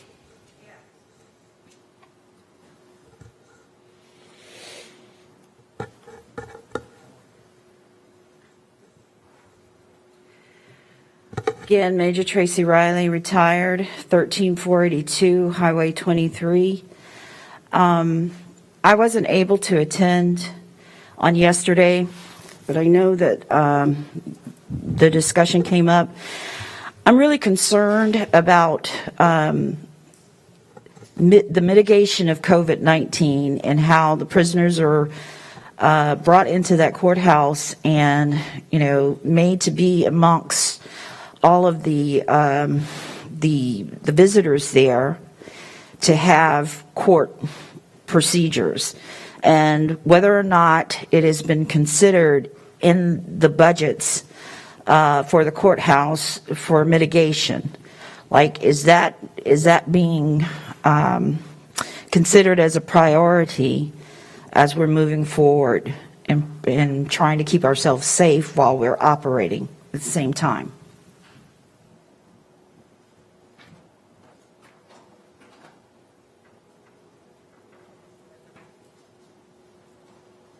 didn't know if that was directed at me, but Judge Connor does not bring in any potentially exposed people into the courtroom from the prison. They are checked at the prison, and he has done most of his pretrials and motions via Zoom for that purpose, not to expose people into the courtroom. They're at the prison. They're doing their pretrials and motions via Zoom, the hearings. From the prison to the judge. Well, we have to use the mic. I'm sorry. Yep. I understand the response was that the judge was not bringing in COVID-positive prisoners to be a part of the court proceedings, and that's absolutely contrary to the reports that we're getting. So if the judge is not aware of that, please make him aware that that is the case. But the question for the purpose of this topic, budgets, and allocating budget monies rather for COVID mitigation, like is that being a consideration? I heard virtual court proceedings, and that's a great way, but are we as a whole looking at, cleaning the facility and perhaps changing our hours of operation and not having the public come into that facility altogether to prevent further passing of this virus? Administration, you have an answer? I'll say I'm not aware of any reports that are out there, but I mean, we do know there was Facebook posts, and the judge is aware of the situation, and that's why he's holding most of his hearings via Zoom with prisoners. Right, but going beyond that, we're responsible for the building and the maintenance. Does the building and maintenance or the parish have any effort in remediation for her question? And we have a safety man here, and we have the director here, so. Now, this applies only to the courthouse, Ms. Riley. We're not responsible for the prison. We're responsible for the courthouse only. Okay. Yes, in regards to her question, Safety Department has been doing routine risk assessments at every building to install hand sanitizing areas and also to predict a flow of traffic through the courthouse so that we can have minimal exposure. We've even extended the grand jury selections over to the pavilion for the spacing needed so that we can minimize that contact. But we're still just in the beginning of that. We just at the tip of the iceberg with that, but it's an ongoing task for all buildings, for the courts, as well as the general public and all Plaquemines Parish buildings. Thank you. Okay, where are we? Where are we? Mr. Blank? Since we're reaching deep in the BP funds for recreation, just having a good time, maybe we could find in our hearts to replace the safety man's position. Make amendment. BP money's there, let's roll. Well, we got to vote. I think we should stay on topic with the current amendment. Do it after? Well, Mr. Bartholomew, what did you? He already did it. He did it after. Oh, okay. Yeah, he's good. Took care of you. What? I said we took care of you, right? I mean, what are you talking about? I got to watch Councilman Black. So let's get back to order. We have no amendment on the floor? Yes, we have an amendment. Yeah. On the floor. We have an amendment by Mr. Bartholomew, seconded by Mr. Russo. Yeah. I seconded that. Yes? Okay. This is for You're gonna have to this come is the back up and get Division yours. A. This is for the Division A increase. Is that right? Yeah. Okay. Refill And can you? the position. Okay. Get them to 20%. And can you read the exact amount in the record so we have it?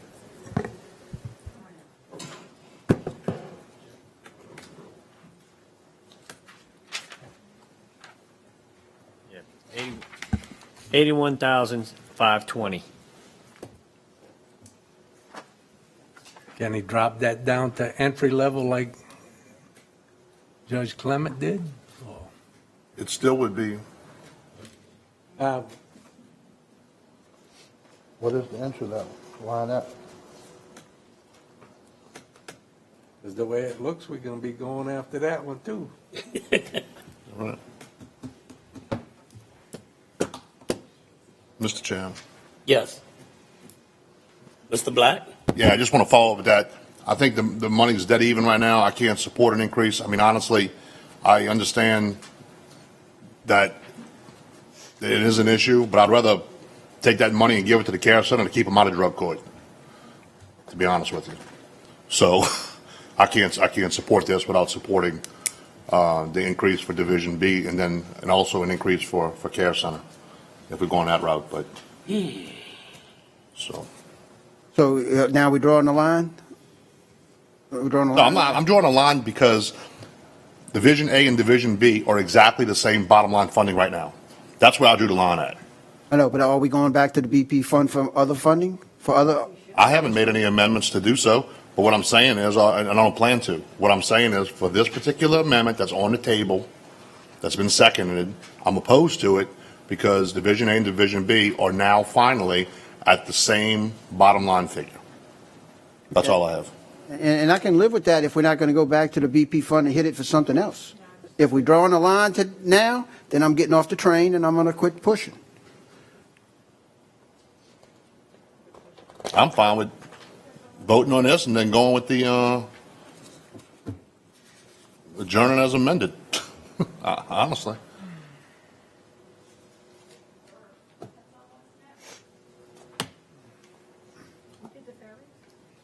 Yeah, we did the ferries. We did a ferry. So, Mr. Bartholomew, what do you plan on doing moving forward? I'm ready if the board is ready. If y'all ready to do, move forward, move forward. If y'all want to defer it, defer it. Or withdraw it, withdraw it. Well, you know, this is where we're at. I can see a domino effect happening here because if we pass this one, then we ask Mr. Clement to come up and pass his, and then whoever else is behind them to come past theirs. So my question is, are we drawing the line here? Are we done?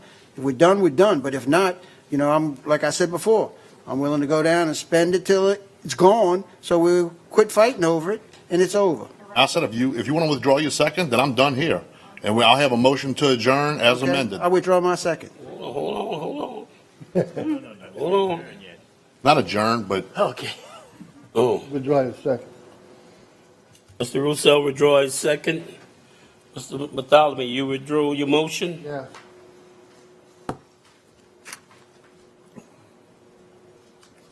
That's where we're at. You got 2.6 million in the cash? Well, you got 2.6 in BP. Yeah, your cash. That cash, yes. We have some that need to be. We have some stuff that needs to be done too. Like I told y'all, we had to do the interfund service charge stuff. That changed because we added a bunch of positions back in. We can do it right now. I would like to entertain a But motion. this is what I actually, go ahead. I would like to entertain a motion to reinstate the safety man. The safety He's department. working on that right now. Just say y'all want to do it. Just say just wasn't doing anything. But this is the problem. We keep saying we're taking this out of the BP money, but as I put the expenses in, it takes that out of unreserved and designated. Then I have to transfer the money from BP to unreserved and designated. So right now, you really have a negative unreserved and designated. You could put it there, but it's going to have to, like I said, when we do the transfer from BP, it's going to have to cover it. So, I mean, you know, one way or the other. Just to, Mr. Blank? Well, I have a motion. Do I have a second? I'll second it, but Seconded by Mr. Blank. Mr. Blank? yes. Now, given the certain circumstances that we're in right now, where we're dealing with a global pandemic, would it be possible to have the safety department housed within the public health department? I think this might be a question for Rennie. What? Are you serious? A recommendation by the administration was made to put the safety man in solid waste. But I will tell you that I don't think there's anything illegal or improper about putting him in either department. Okay. So you prefer solid waste? That's an administrative duty, and look, we'll put him where we think is fit, okay? Well, We got to budget it. What budget to take him out of solid waste budget? Yeah, that's what we're asking. We need a budget. We can put him in solid waste. Well, I do feel like we're going to save in the long run if. that's fine. He does safety for the whole bit. All right. On the solid waste. Okay.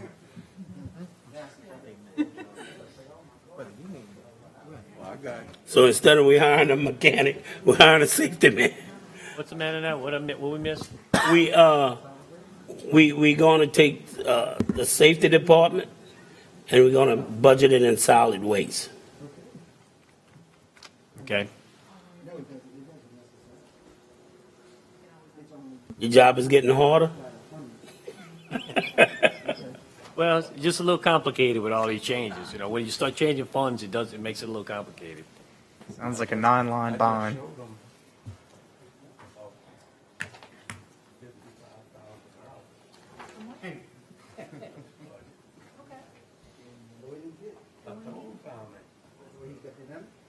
He's got all the things he take it out of.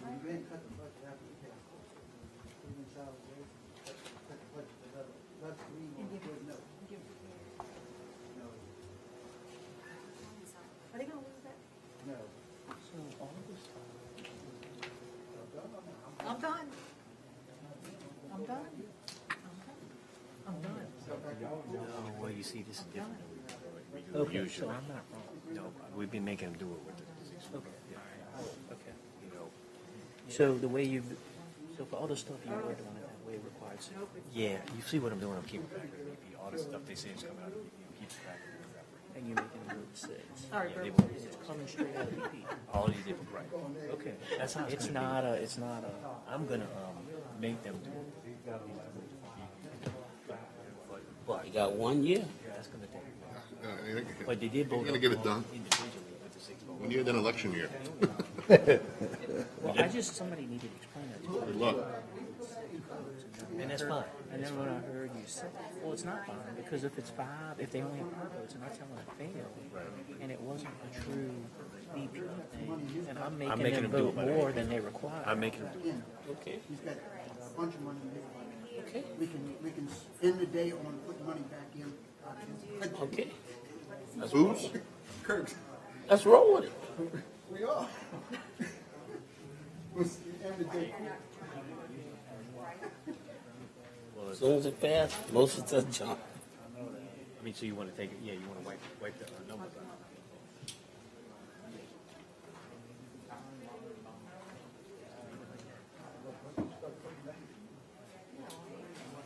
People gonna have to get off their ass and vote for the millages of next year. That's it. Time y'all gonna start the meeting? And then we're gonna come back. I gotta pick that. 0. Put them in solid waste. Yeah, let's go for it.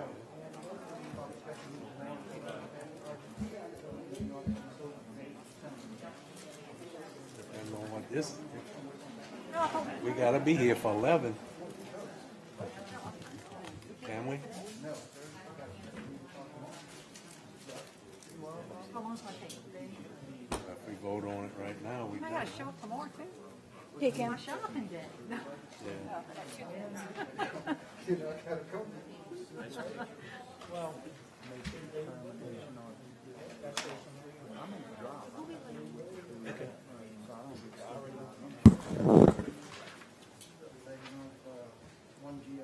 All right, roll with it. I would have preferred that.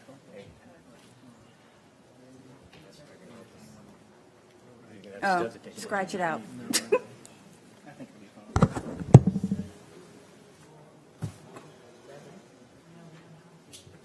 All right, y'all ready?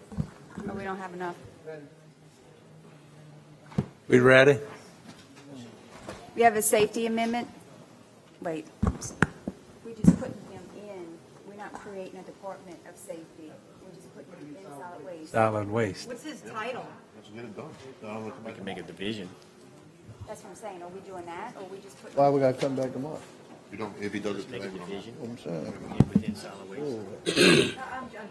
waste. Just don't put a number, we'll create a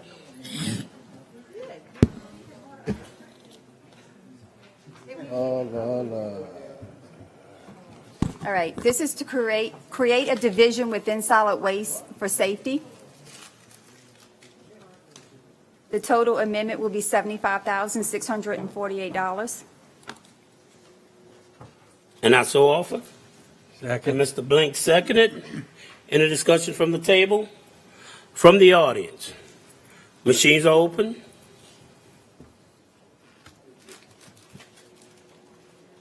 And the measure passes 7-0.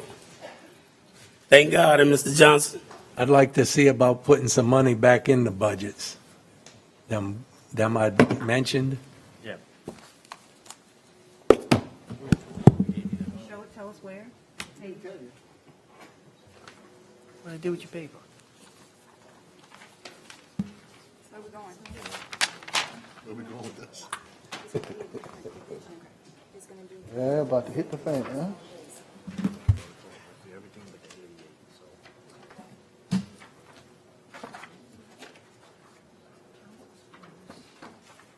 It's 40, Kim?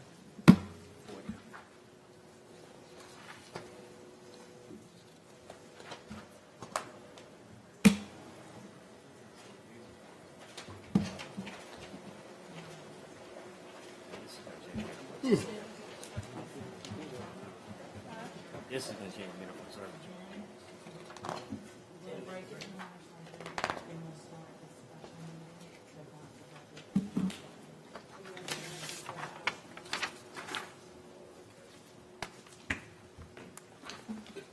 The first one will be Silver Service, reducing legal support general by $15,000.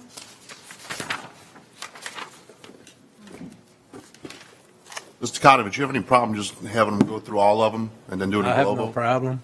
All right. Okay.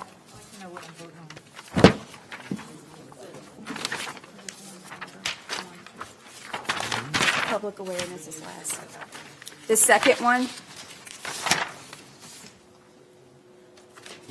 the parish president department, decrease in professional services general by $25,000. Employee expense travel other by $11,500.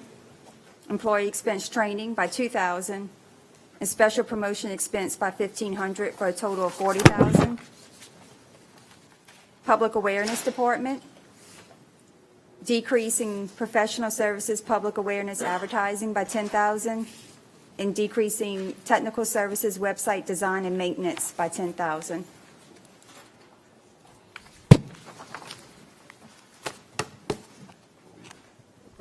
I'll offer. We have a motion by Mr. Konovich. Do I have a second? Seconded by Mr. Blank. And a total amount of what? I have a question. The public awareness, what are we decreasing?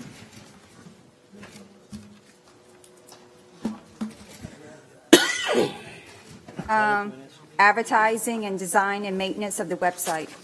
It's a total of $75,000. Can the administration see the proposed amendment? Yeah.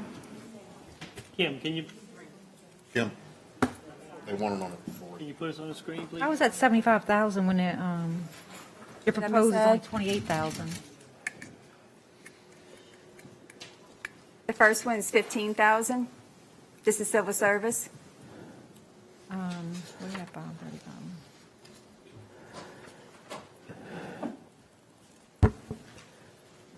Parish president is $40,000 decrease.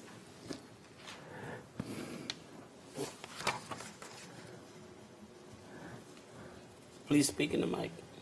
Public awareness is $20,000 decrease. 532. Is that everything? Yes. That's all. So, oh, I'm sorry, you want to, so I think the issue with the professional service website design and maintenance is, as you all know, we revamped our website. I think Mr. Helmers could probably speak more on this than me, but I think the concern is if those funds are removed, we would have a hard time maintaining an effective website. And my understanding is from the last few council meetings, the council and the public's expecting more on the website, not less. So I think that may be a problem. Maybe the parish president can comment and/or Mr. Helmers. I understand taking my budget. That's fine, guys. You want to strip my budget? But we need the website services. If you strip that, then it hampers our ability to provide information on our website. But again, this is our thoughts. I'll get Mr. Helmers if he can direct on that. Basically, this is the support system for the whole website and any technical errors that can be repaired. It's in progress growth on the website as the easy payment for the water company and additional modules will be added as we move forward. But if this is cut, it's dark. Let me ask you this, as far as, I don't have a problem with not cutting this, as long as we're on the same page that work requests from constituents are continued to be taken there and directed there from departments. You know, this has been an issue for me several years now. When people would call a certain department, they would say, well, call your council member. I would prefer them to be referred to the website to file their complaint for picking up debris, rocks, or whatever it is, and saves a step from having my office, who has no secretary, do a work request. So I don't have a problem. I know I've been diverting them there, and your secretary has been notifying me when they get there, which seems to be working and growing. Okay, so the process is working now. I know. But okay, and I hear what you're saying. Good. You know, and I hear what you're saying. I just said that. Okay, I don't listen a lot, but I hear what you're saying this time. I know. I'm so glad you. I'm so glad you said that. Go Just, ahead. just want to be honest with you. Okay. All right. So, but it does hamper us if we remove this fund. So we're asking that you take. And I'm saying I don't mind voting against it or Okay. having it withdrawn or whatever the case may We be. would like you to amend that to take it out. As long as we're heading in the direction of making that website the recipient of the work requests from constituents, not only by us, but by your department heads. I heard you for the second time. I'll withdraw that one. All right. All right. What's that? Withdraw that one, Rochelle. The 10,000. Website. Both, huh? Both of them. The entire public awareness? Public No, awareness professional goes? services. Okay. Right. Which one are we withdrawing, please? I think it said both. Public awareness. No, That's the what they website is wanted, the one right? I'm arguing for. So there's still civil service and the president. Civil service. We cut civil service. But we have a DA and our own legal department that could handle the legal of the civil service. The civil service one is up now. Yeah, And then this is the president's. right. Someone offered them in Globo? Yes. You offered in Global, yeah. Mark did. Any second? Yes? Yes. Let's go. Ready? Have to Any withdraw questions from the table? have to withdraw his second to take out the, Yes. He did, he redid it. all right. All right, we're all on the same page. Any questions from the table? From the audience?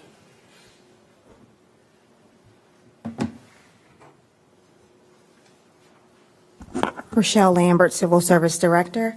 I understand that we're taking the $15,000 from the legal services. Is there a particular reason why it was removed? We do have a separate attorney that practices for the Civil Service Department. Just start using the DA or the parish attorneys.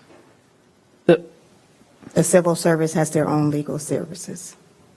We're familiar with that. Y'all sued us several times, so we are familiar with that.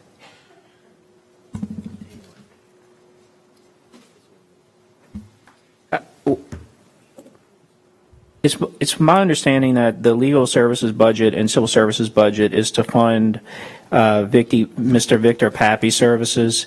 He is the attorney who sits on behalf of the board, or actually is an attorney to the board. I'm not going to sit here and debate what amount she needs in her budget, but it would be improper or wrong for me to let you all think that I can represent her. I represent the government. I don't represent the Civil Service Board. So if whatever funds you remove, I don't want you to think I can replace those services. I can't. So I don't want that to be a misconception. And the DA representative. Well, the DA's here. He was here. I'm certainly not going to, I'm not going to speak for the DA. Let me get clarification. So Mr. Pape sits as an attorney for the board, or he sits as a hearing officer to adjudicate complaints from employees? He does both. So how is he impartial if he's representing the board when they make a decision against an employee who is appealing to him as the hearing officer? Okay, so we're talking about two separate issues. When he's in his capacity as a hearing officer, he is, for all intents and purposes, kind of acting as a chairman of the board. He doesn't get to vote, and he's advising the board on procedure. Advising on how he would vote. On Can I just call a question on this thing? Because, this is... on procedure and process. But what you're talking about is when civil service sues us. That's like a separate issue. So in that role, and I don't remember if Victor Pappy was the attorney on that, but in that role, obviously he's... And he also was the hearing officer. Yeah, but it's a separate issue. If he's representing, look, I know it's a little nuanced, but there's no conflict. There's no inherent conflict there, is from what I see. So he's advising them on processes and procedures that relates to the Civil Service Commission and their rules and regulations. I don't remember who was on the suit that sued us, but Let me ask you this. I think it was it Mrs. Scandora? Yes. It was Mrs. Scandora. No. They went outside and hired somebody else. Okay, well. After we raised the issue that I'm raising right now. Right. So my question is, though, if he sits as a hearing officer and he's supposed to adjudicate for an employee or against an employee? No, sir. He's not supposed to adjudicate on behalf of anyone. He is supposed to give the board legal advice and make sure they adhere to the procedures and processes that are mandated by the civil service rules. Well, the DA's here now, too, so ask him a question. Can you represent the Civil Service Board?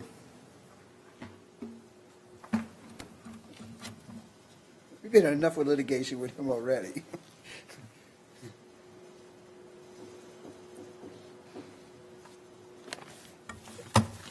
The statutes, of course, say, the Constitution starts off, of course, but being that we're in charge of all criminal prosecution in our district, which used to be, 2 parishes. Now, of course, we know it's just Plaquemines. And it also, of course, says in other items designated, of course, by the legislature. The legislature has designated that the DA's office is general counsel for the school board, a district created by state law, but here in Plaquemines Parish, and also the hospital district, since it's created once again by the state legislature, but it's here in Plaquemines, the jurisdiction of it is here in Plaquemines Parish. I don't know of anything it really says about the civil service, because I don't know, you guys would have to really advise me on it, in a sense, as far as the civil service that's in place here now for the public employees. Is it created by the state legislature or by you guys by ordinance? I know this, it can only be removed by the state legislature. No, by constitutional amendment. Yeah, It was adopted by the people pursuant to an amendment, so it's here to stay unless there's an amendment to the Constitution. By the state legislature. So therefore, Well, the people ultimately have to vote to repeal a constitutional amendment. it has to also be an amendment of the legislature. Correct. Let me just say, as you guys, all know, through all your experience and all the lawsuits, everything y'all discuss and go in executive session, all those things, the law doesn't get easier. It gets more technical, of course, every day. And I know years ago when I did a lot of work as an assistant DA for the school board, 10-year hearings and those things would come up. And of course, we had different superintendents through the years. And I know working with Benny's brother Dennis a good many years as well, what came out of it like this is not just for Plaquemines Parish School Board, but all the school boards of the state to get together, to get somebody well-versed, of course, in school board law. And this gentleman, Bob Hammond, in Baton Rouge, he represents many or most all of the school boards in the state. That's what he's done like this. And it's his expertise. That's what it is.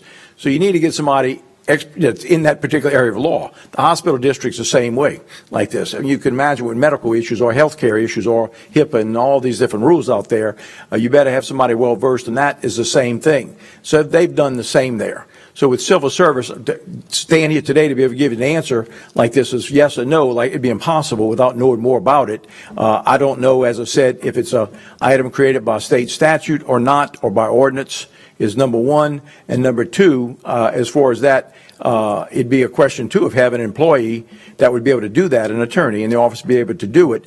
My fellow DAs across the state that represent various boards, and some of them still have police juries and all that in their areas like this, they are engaged, they're hired like this to represent those bodies, and they pay for it so they can have a civil attorney on staff to do that.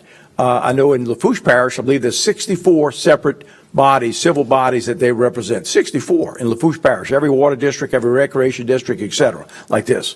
And so they have Christine Russell now as the DA. I want to say she has 2 or 3 civil attorneys as part of the DA's office doing all that work, and the parish government and all. So Plaquemines is different with our home rule charter, the council having its attorneys, the council as well as administration. We're kind of different there. So I think it'd have to be looked into. Would I be willing to sit and talk and look at it with everybody? Of course. But right now, to be able to give an answer that is something that's easy that could be done, I couldn't possibly do that. It would be, impossible to really say without knowing more of the history and what really is involved here. And the only reason I made a comment is I just didn't want Mr. Kognovich to be under the impression that I'm going to be able to perform those duties. That's the only point I wanted to make. Anything else? Okay. Well, we didn't get the answer we wanted, so maybe we need to reinstate it to maybe 10.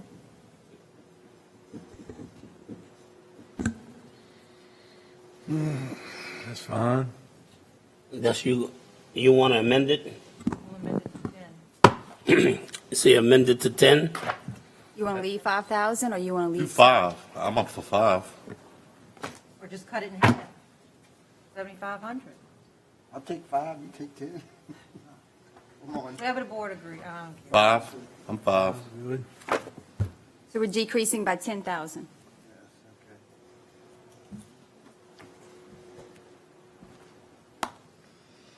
Mr. Bartholomew? Yeah, how much money you spent last year in legal fee with that? 6,000. How much? 6. And that's Gotcha. not, this year we're dealing with this, so this is going to be something that the attorney's going to be on board having to deal with also, coming down with what we're dealing with as far as the budget and any layoffs that may possibly, so he's going to be used more then. Well, I can't appropriate 7 then. Give it 7. That's why I said 10. All right, 10, that's fine. Give it 10. How many layoffs? Okay. So use 6. Huh? Yeah, you already used 6, so. Put it at 10. Amend it to decreasing by 10. 5 now. We amended it to, Yeah, reducing it by 5. Okay. You all right with that, Mr. Conover? Yes, sir. Thank you. Thank you. Any questions from the table? May I just confirm that we're changing it from 15 to 10? That's correct. Thank you. 15 to 5. No. No. We're leaving 5? Oh, we're leaving 5 in, so we're going to change it. Reducing 5. Okay. We're Just taking it from 5 from the 15 to 10. All right, we're going to decrease 10,000. No, 5,000. 5,000. Decrease 5,000 and make it 10. 10. 10. Like I had. That's what I had. I know. Killing me. Are you with me? Okay, decrease 5,000. Got it. Mm-hmm. All right. Everybody on the same page. Any questions from the table? From the audience? Machines? Real quick. So, Tracy Riley, 13482 Highway 23. I'm a resident. Just using this as an example when we're talking about come next year, when we're out of funds to do much of anything, This is an example of looking at that particular department's standard operating procedures. Civil service is the employee side of things, your most valuable resource. Look at the trends. What types of complaints that are coming in the first place, and what is going on to necessitate the need to have a lawyer defend you against your employees in the first place. Looking at making sure that your employees are satisfied, answering their issues, and trying to reach solutions without going to litigation would be my first approach to reducing lawsuits coming from my most valued asset. That's the type of thing I think that we can do across the departments in terms of reducing the expenses. Thank you. That's what we were trying to get to the bottom of. You said this was for the employees. This attorney is to advise the board. And so if he's advising the board of policy and procedures, and I'm an employee appealing to the board, you know, with a grievance. Correct. What side does he take? He takes the side of protecting the government and protecting the civil service as a agency, not necessarily the employee. So what I'm saying is, if we look at being better managers and supervisors and more attentive to the employees in the first place, meaning following those procedures that employee or the attorney comes up with, then that would reduce the need to have a board to address the employee complaints, thereby reducing the necessity to have an attorney there in the first place. Yeah, I think we were talking about the same thing. Training on one end prevents them to go for the complaint. Yes. I understand that part. I was just trying to get to the bottom line of Mr. Pape sitting at the board, advising the board, and the employee appealing to the board. And so you're going to have the government on one side and the employee on the other side and the board in the middle.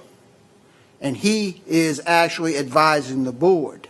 So the employee has to appeal to the board with either an attorney or themselves, and he makes a decision. So he's guiding the board to supposedly do the right thing. Right.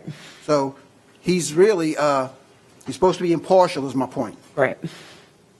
Thank you. Excuse me, Mr. Chairman, excuse me. Are we taking this with, Mr. Kodnovich said earlier about taking them in globo? Are we taking this and the parish presidents in globo? Thank you. Mr. Blink? Yeah, I just want to, I agree with you absolutely 100%. Okay, thank you. And I do want to say, grievances have gone down substantially. My first year here, there was a lot of messes, and we had quite a few number of hearings before the Civil Service Board. I think this administration tries to bend over backwards to work with employees and make sure we address issues as they come up. And actually this year, I don't think I've had one appeal hearing, maybe one or two, I'm not sure. So I want to address that point that we do try to work with employees as best we can. Thank you. Question has been called for. Machines are open.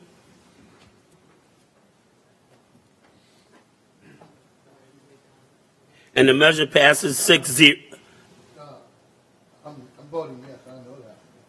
Okay, the measure passes 7-0. Yes, she has. Motion to adjourn? Nope. And we have to. Huh? We got one more? Don't jump. Don't jump the gun now. All right, this is what I got left. We still got to do the port interagency fees. I can show you that right now. We could vote on that now.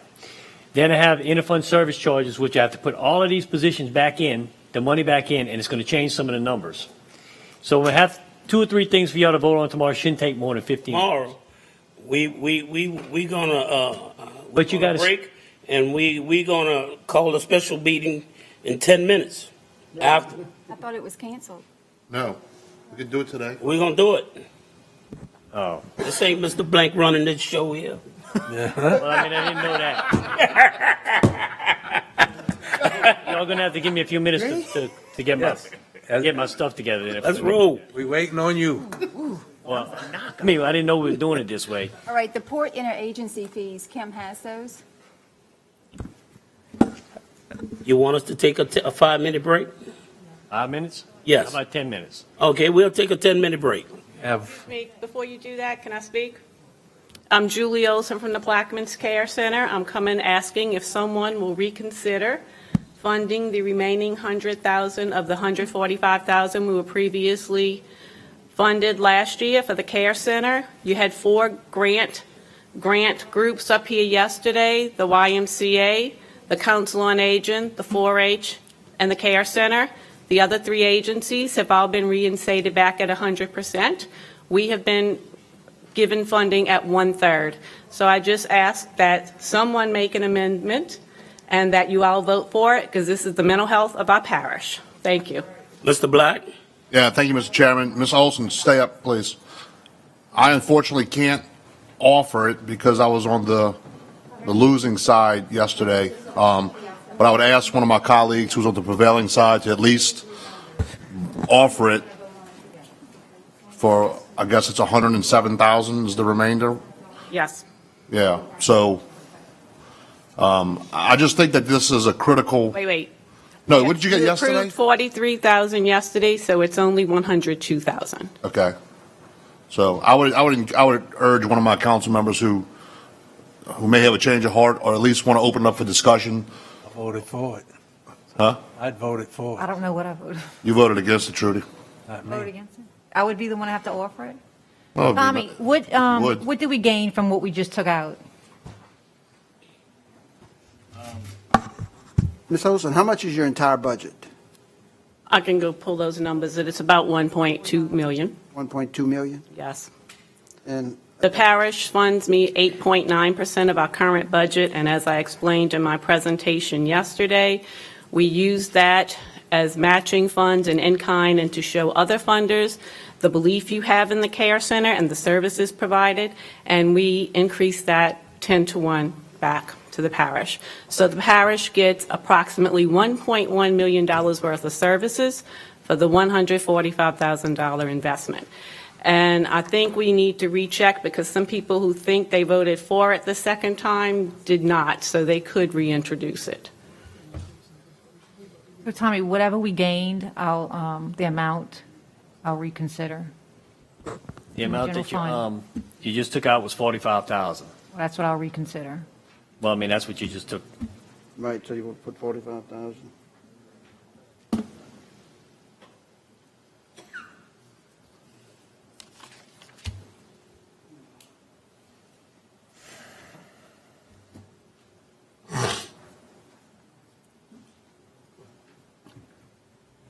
What y'all gonna do next year? Anything I'm just asking, what y'all gonna do next year? You know what's gonna happen. We will continue seeking grants as we do now, and we get the other 91.3 or 8% of our budget, but we do need funding from the parish to show these funders that our parish values the services we provide. You know what type of situation we're in, and you know what type of situation we're gonna be in next year. Yes. So don't be surprised. I won't be. The warning. Just letting you know.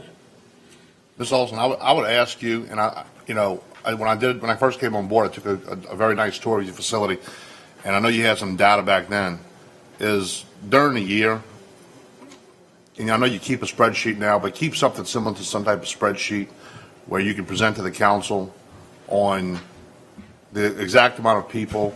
Oh, I have it with me right now. Would you like me to get it? No, I'm just, Okay. you don't have to unless it's asked for, but I just want folks to realize the magnitude of an amount of people that's being affected positively by what you guys do. I definitely know how much they do. I know they do a lot of counseling. They work with the schools. They work with people that's suicidal, and That we do. Judge Clements.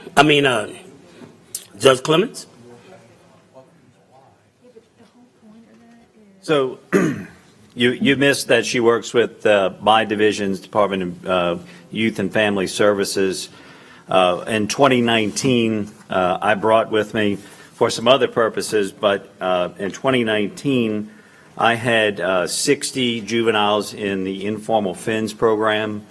All were serviced, so that's basically 60 families, FINS, families in need of services, and that's about an average number. That's just the FINS cases. That's not including my adult misdemeanor probation, drug counseling.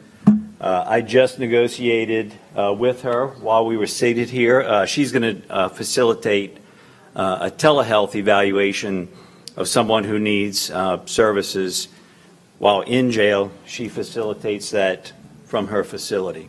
Oh, great. Wonderful. So what you're getting is just the tip of the iceberg, and I can tell you that she's got the full support of Division B.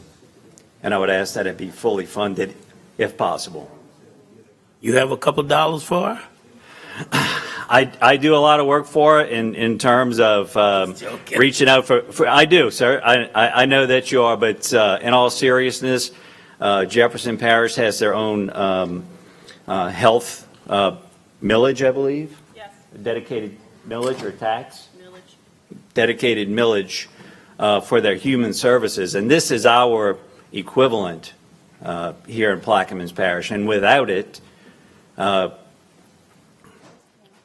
don't know where those kids go for services. I don't know where those families go. I don't know where those battered women go. I don't know where the people with substance abuse will go. It's very difficult, as you know, to reach from Venice to Belchase, not to mention Metropolitan Human Services across the Woodland Bridge into Algiers. So it's a vital service that they provide. Vital service. Thank you. Thank you.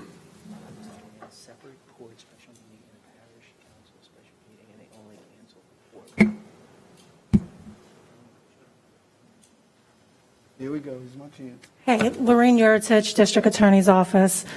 I just want to say in regards to the care center, our office uses that facility as well.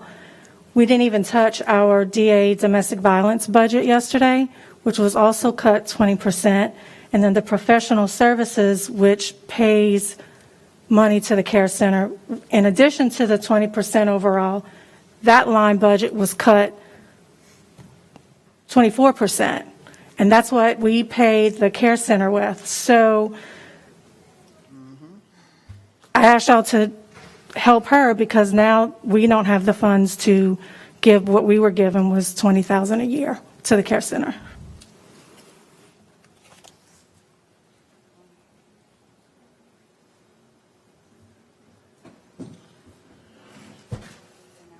Are there any other questions? I'm sorry, Julie, that's all I can offer you. I'm sorry, what could you offer? This amendment. So many people were talking, I didn't. I just wish past administration would have, orchestrated some funds for certain departments that needed it, and then this is the situation we're in. I mean, everything came out the general budget, and we don't have the funds in the general budget anymore. It's just a shame that we're here at this time and looking for every dollar. So, and you got to realize, too, that a lot of people lost their jobs today. Right, and I realize they'll be turning to the care center for help, and we will have to turn them away because we won't have anybody, the capacity to be able to help them. So I just want to put that out there.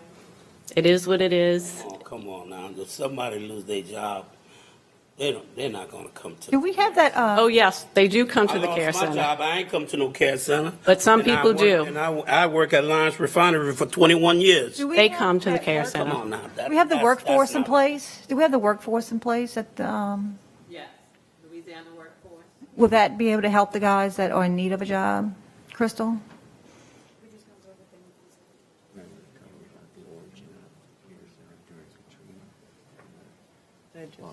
Excuse me, Julie. I'm sorry.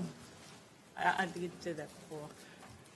Yes, Ms. Newberry, the Louisiana Workforce Office is located at Building 600, and they'll work with, people who have lost their jobs. And if they have a placement, they'll try to place them. They also have training programs, so there is options out there. And wasn't Venture Global involved with the workforce when it? Yes. Keith can speak more to that. They did have some training that Venture Global did back there at Building 600 with electrical workers and things. Do you have any idea on when will those jobs start, or No. any more training coming up? Keith Espadron, Director of Economic Development. In the spring, we're having a meeting next week with Venture Global. They're going to do part 2 of their funding. Part 1, let's just to tell you guys, it was very successful. Several of the people got better jobs. A couple of the guys working at the space facility out in the east. So it was a very successful program. So Venture Global has decided to re-up their funding. They're going to do it again in the spring, another electrical training. And if that one is successful, they plan on continuing this throughout. Well, let me ask you something. Any of those guys local that they? Yeah, everybody in the program has been local. That was a requirement of the program that they be a Plaquemines Parish resident. So yes. So they are continuing to invest, and they plan to continue to invest more. We actually have our meeting December 2nd to talk about cohort 2 of the program. Thank you. Yes, ma'am. Excuse me. Did they disseminate that information throughout the parish? Yeah, that information was on our Facebook, our website. I passed out flyers and sent them to the different community centers. That information was to my office? I'm think that I cannot say for sure, but I believe that I did because I did some through the courier. But I will send. Just in case if you did. Yes, sir. When we get the information for this part 2, we will send it to your office. We'll have 2 classes, one in Belle Chase and one at the Learning Center in Port Salford. It gives, we had a day class and a night class to give everybody an opportunity to participate. But I will be sure to make sure your office is included in the next correspondence. Thank you. At the night classes, what time are they? 5 to 9 p.m. is what it was. Because what time the ferry's going to stop? Well, I will thank you for bringing that point up. I'll mention it to AJ from Venture Global. He's the representative on this part of the program, so I'll mention that to him, and maybe we can accommodate it. They have to have it's an NCCER training. They have to have a certain amount of hours, so in order to get the program done in a certain amount of time, they were doing the 4 hours a night. That might be some consideration that we could change. It's a possibility of changing the program to be shorter, but it was already a very lengthy program, and we don't want it to be too long, but I will mention that, and he'll take it into consideration. If they can start an hour early. Start an hour early, absolutely, Mr. Dowd. And, if we will see how many applicants we have from the program from the different areas. I mean, all possibilities are open. It's a bunch of us that's working together. Workforce Board, myself, Nunez Community College, the school board, all on. So we have a good planning group, and I'll bring this up to them when we have our meeting on the 2nd. The program was a success. I know some of the people who attended and finished the course, and they are working. Yeah, so it was, and at the end of the program, they brought in potential employers to interview some of the guys, and we have females and males in the program of all ages. It was a success, and they're really excited about it. And like I said, we have the people from the workforce and board involved. So once the guys finish this program, they basically transition into the workforce program that does have federal funding to help with job placement. So it's been successful. But yeah, we'll make sure to disseminate that information to all council members through email, courier, other forms of communication. Thank you. It's applications they have to fill out, right? It's a simple application process. Yeah, everything's simple. You have to have a basic, you don't even have to have a high school diploma, but just the ability to read and write, which they do by a short test to know that you have ability to read and write, and that's how they get into the program. You can email it to them or text me that application. Yes, sir. I will do that. Copy them. I will make sure you get the information. Yes, sir. Anything else? Okay, thank you. Thank you. Mr. Epler? Mr. Chairman, Mr. Williams would like to address the council when it's appropriate. Now's the time. Well, we got an amendment, we have we have an offer on the table. Is it about what's going on here? Are they drafting all the other amendments? No, but she's already offered it. Ms. Newberry's offered a reconsideration for 40-something thousand. 45,000. Right. And it's been seconded? Yeah. I mean, that's what we're waiting on. We got an offer on the table. Do I have a second? for the motion? But before you do that, if I may, I just wanted to thank you for reconsidering in the first place. While it's not 100,000 like she asked, 45,000 is something. But I was thinking more in terms of the patients. I understand that the employees have those special mental health degrees that they could probably bounce back. But I'm thinking in terms of the patients who are suffering with mental illness, that we still need to provide services. And I appreciate you providing that 45,000. And hopefully by next year, we'll have the tax increases voted in to bridge these gaps. But again, it's about the patients getting the services they need so they don't continue to catapult in an adverse direction. Thank you. Thank you. What's her name? Kendra Arneson, 280 Tangelo Drive, Buras. I'm not sure if this funding is just for mental health. Speaking with the director earlier, there's so many services that the care center offers. One thing that I didn't hear mentioned yesterday and I haven't heard mentioned today is our students at South Platte High School. All of our athletes have to go to the care center to obtain a physical. And instead of parents having to take that 3-hour round trip, make an appointment with a pediatrician, we're able to utilize the care center to take our kids in. And it's literally, we're in and out within 20, 30 minutes max for $20. So That's a different.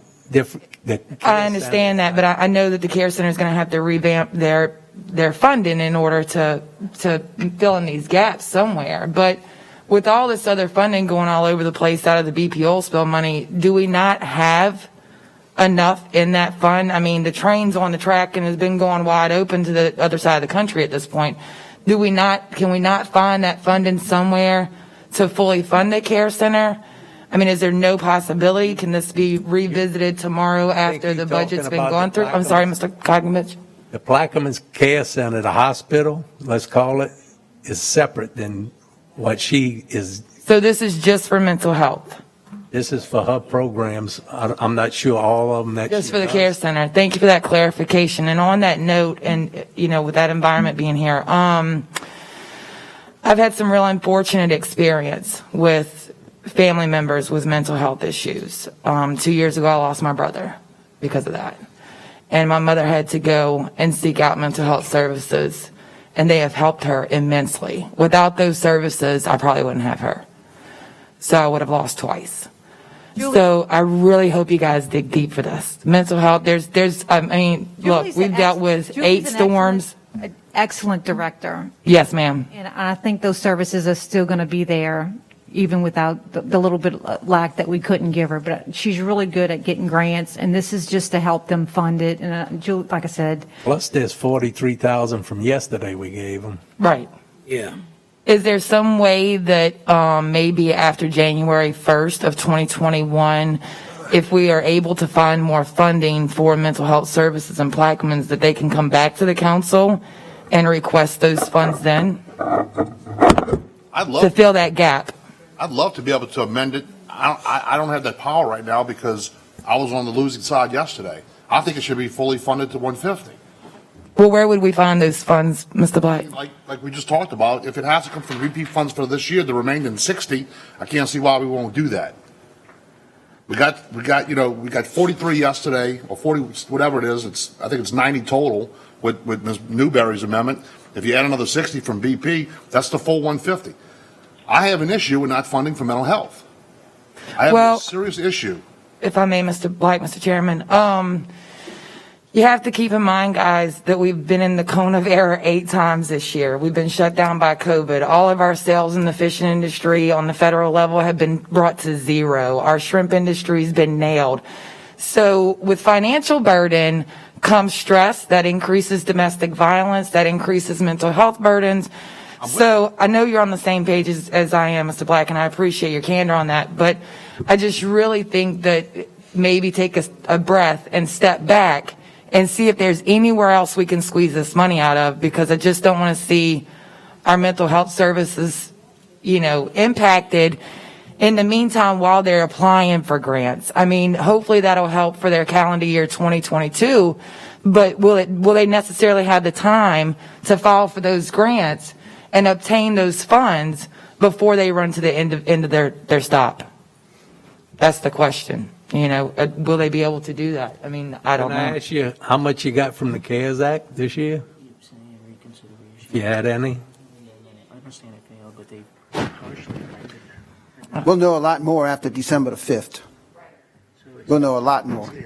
Because right behind you, you got all these ferry people over here that are going to look for jobs.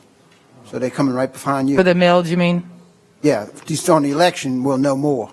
So there's a big lack of dialogue and education and understanding on why we need to vote for these increases in We've been asking taxes. the administration They have a all year. meeting at 6 o'clock tonight in Buras, but Yeah, I think we're going to have to do more.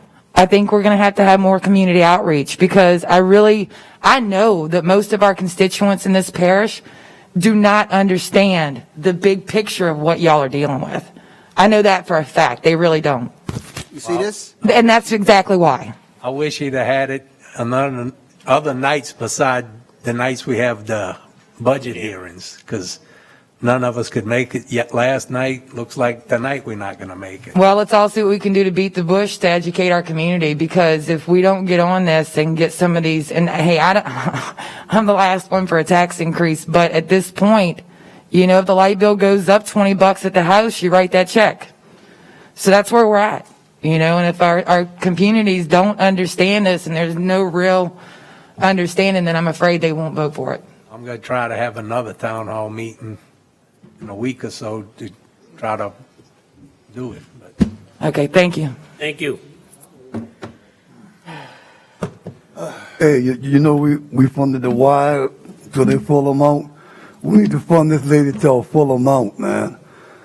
If it runs off the track, it runs off of the track. But you got to start being fair. You got to be fair.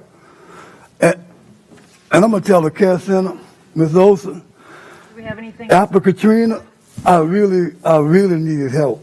You guys came to my rescue, and I would always be grateful for that. Always, always. Not something I say in public all the time. Hey, you came to my rescue, and I'm always going to be grateful for that. But we have a serious mental problem area here, man. But we got sometimes our priorities are really messed up. Give this lady her money, man. Give it to her. Give it to her. But you only need 60 more thousand. God, you spending any time?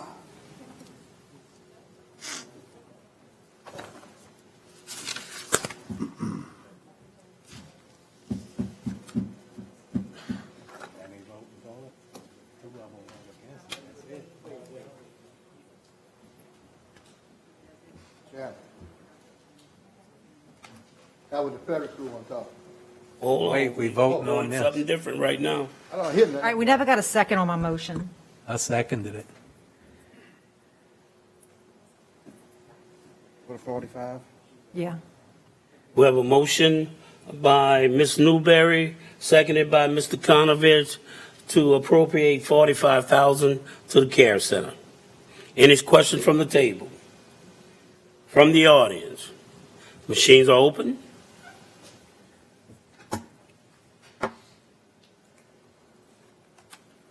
And the message passes 7-0. What else you have, Mr. Surpass? It gives them names. Yeah, you can, don't you, if you have somebody else? Anyone would like to come and speak? Mr. Chairman, fellow councilmen, councilwomen, I know this might be a closed topic, but I'd like to still talk about the ferry department, if that'd be okay? Yes, please. Okay. My name's Andrew Williams, born and raised in Point LaHash. I've been working for the ferry for 24 years. It's to my understanding that y'all shutting the ferry down. And I guess my biggest thing is infrastructure. Y'all considering shutting down 1 or 2 ferries. And people that live on the east bank of Plaquemines Parish, they use the ferry boats as a viable means of transportation, to and from their homes. Can I stop you for 1 second? Yeah, go ahead. We not shutting anything down. The administration's shutting the ferries down. We didn't unfund it. Okay. But to clarify, we did do an intergovernmental service charge from the port to the government to run a ferry up to $1.5 million, which was passed this morning through the port, not unanimously, but passed, but accepted today by the council unanimously. So we do have $1.5 million in the budget to operate ferries in Plaquemines. It's not the 3.5 that we spent last year, but that's where we're at right now. Which the parish president also recommended. So are y'all open to, is this a closed deal and this is it? Or are y'all open to, being able to increase the revenue or decrease our budget and look at other options? I mean, if you run a split shift in Belle Chase, say with a smaller ferry that burns less fuel than the Plaquemines Pride, you could run the split shift, Monday through Friday, 4:30 to 8:30 and 3 to 6:30. Before you go any further, look, we took the options from the administration. Now, I've heard all of these scenarios about split shifts and all, and I know we used to do it. The figures that we were given were $1.5 million for one ferry, 12 hours a day in Point LaHash. And from recollection, it might have been $2 million something. Mr. Epler, you could give us the numbers a little better to run a boat in Belle Chase on a split shift. Let me just, while Mr. Epley's doing this, let me just explain this. The council doesn't run the ferry department. The administration does.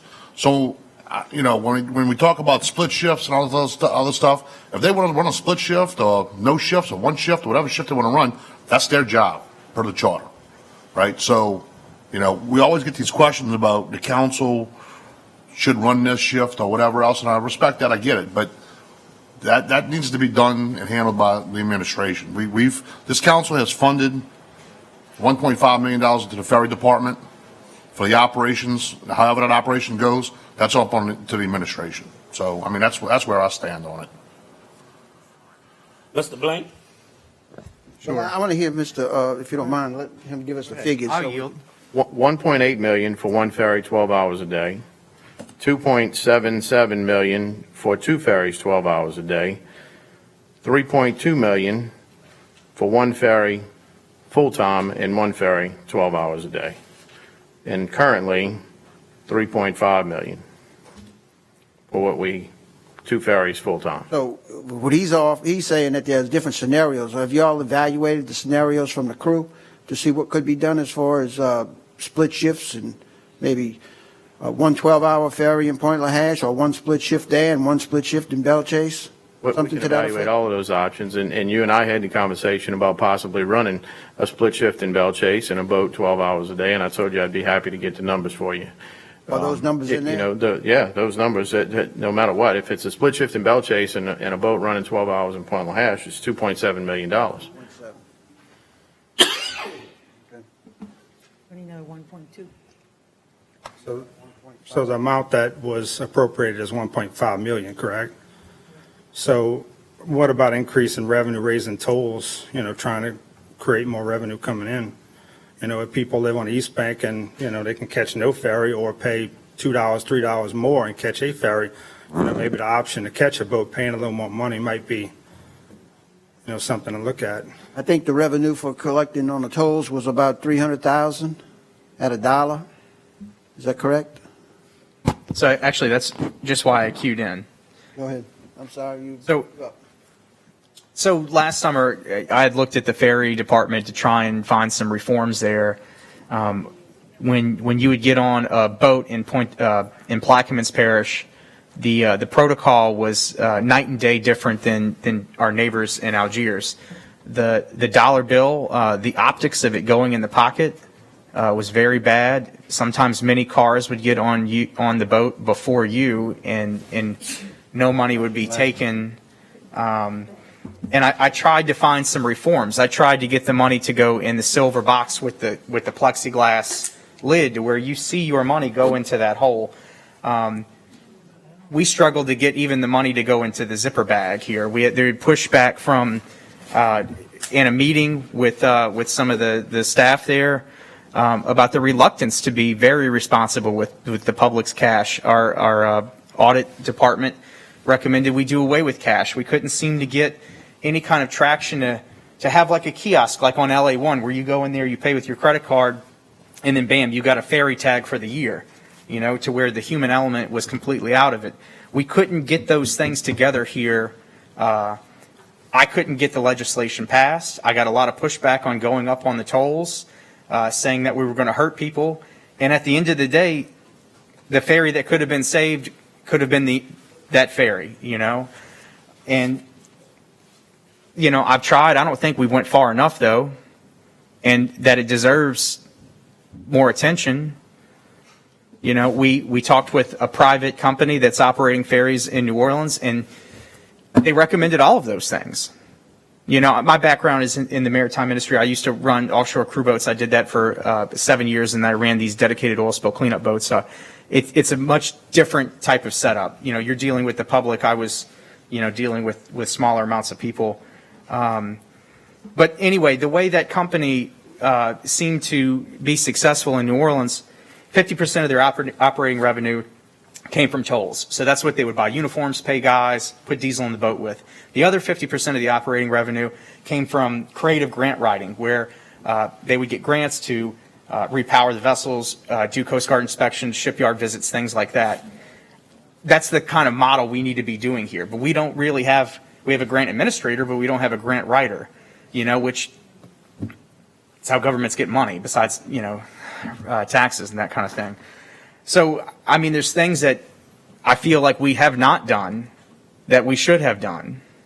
And I mean, is it too late, Todd, to implement some of those things? And even if collections increase by, say, 2/3, because look, I mean, I'm not accusing anybody of taking any money or anything like that, but, you know, if I'm building a fence at my house, at the end of the day, I'm going to have a couple screws in my pocket. You know, it's just kind of part of it, you know?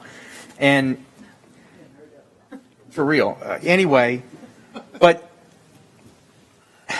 the first part to asking people to pay more money for the tolls was to get the public's trust. If we're going to ask people to pay $2.50 or even $3 to keep the boats rolling, the money can't go in the pocket.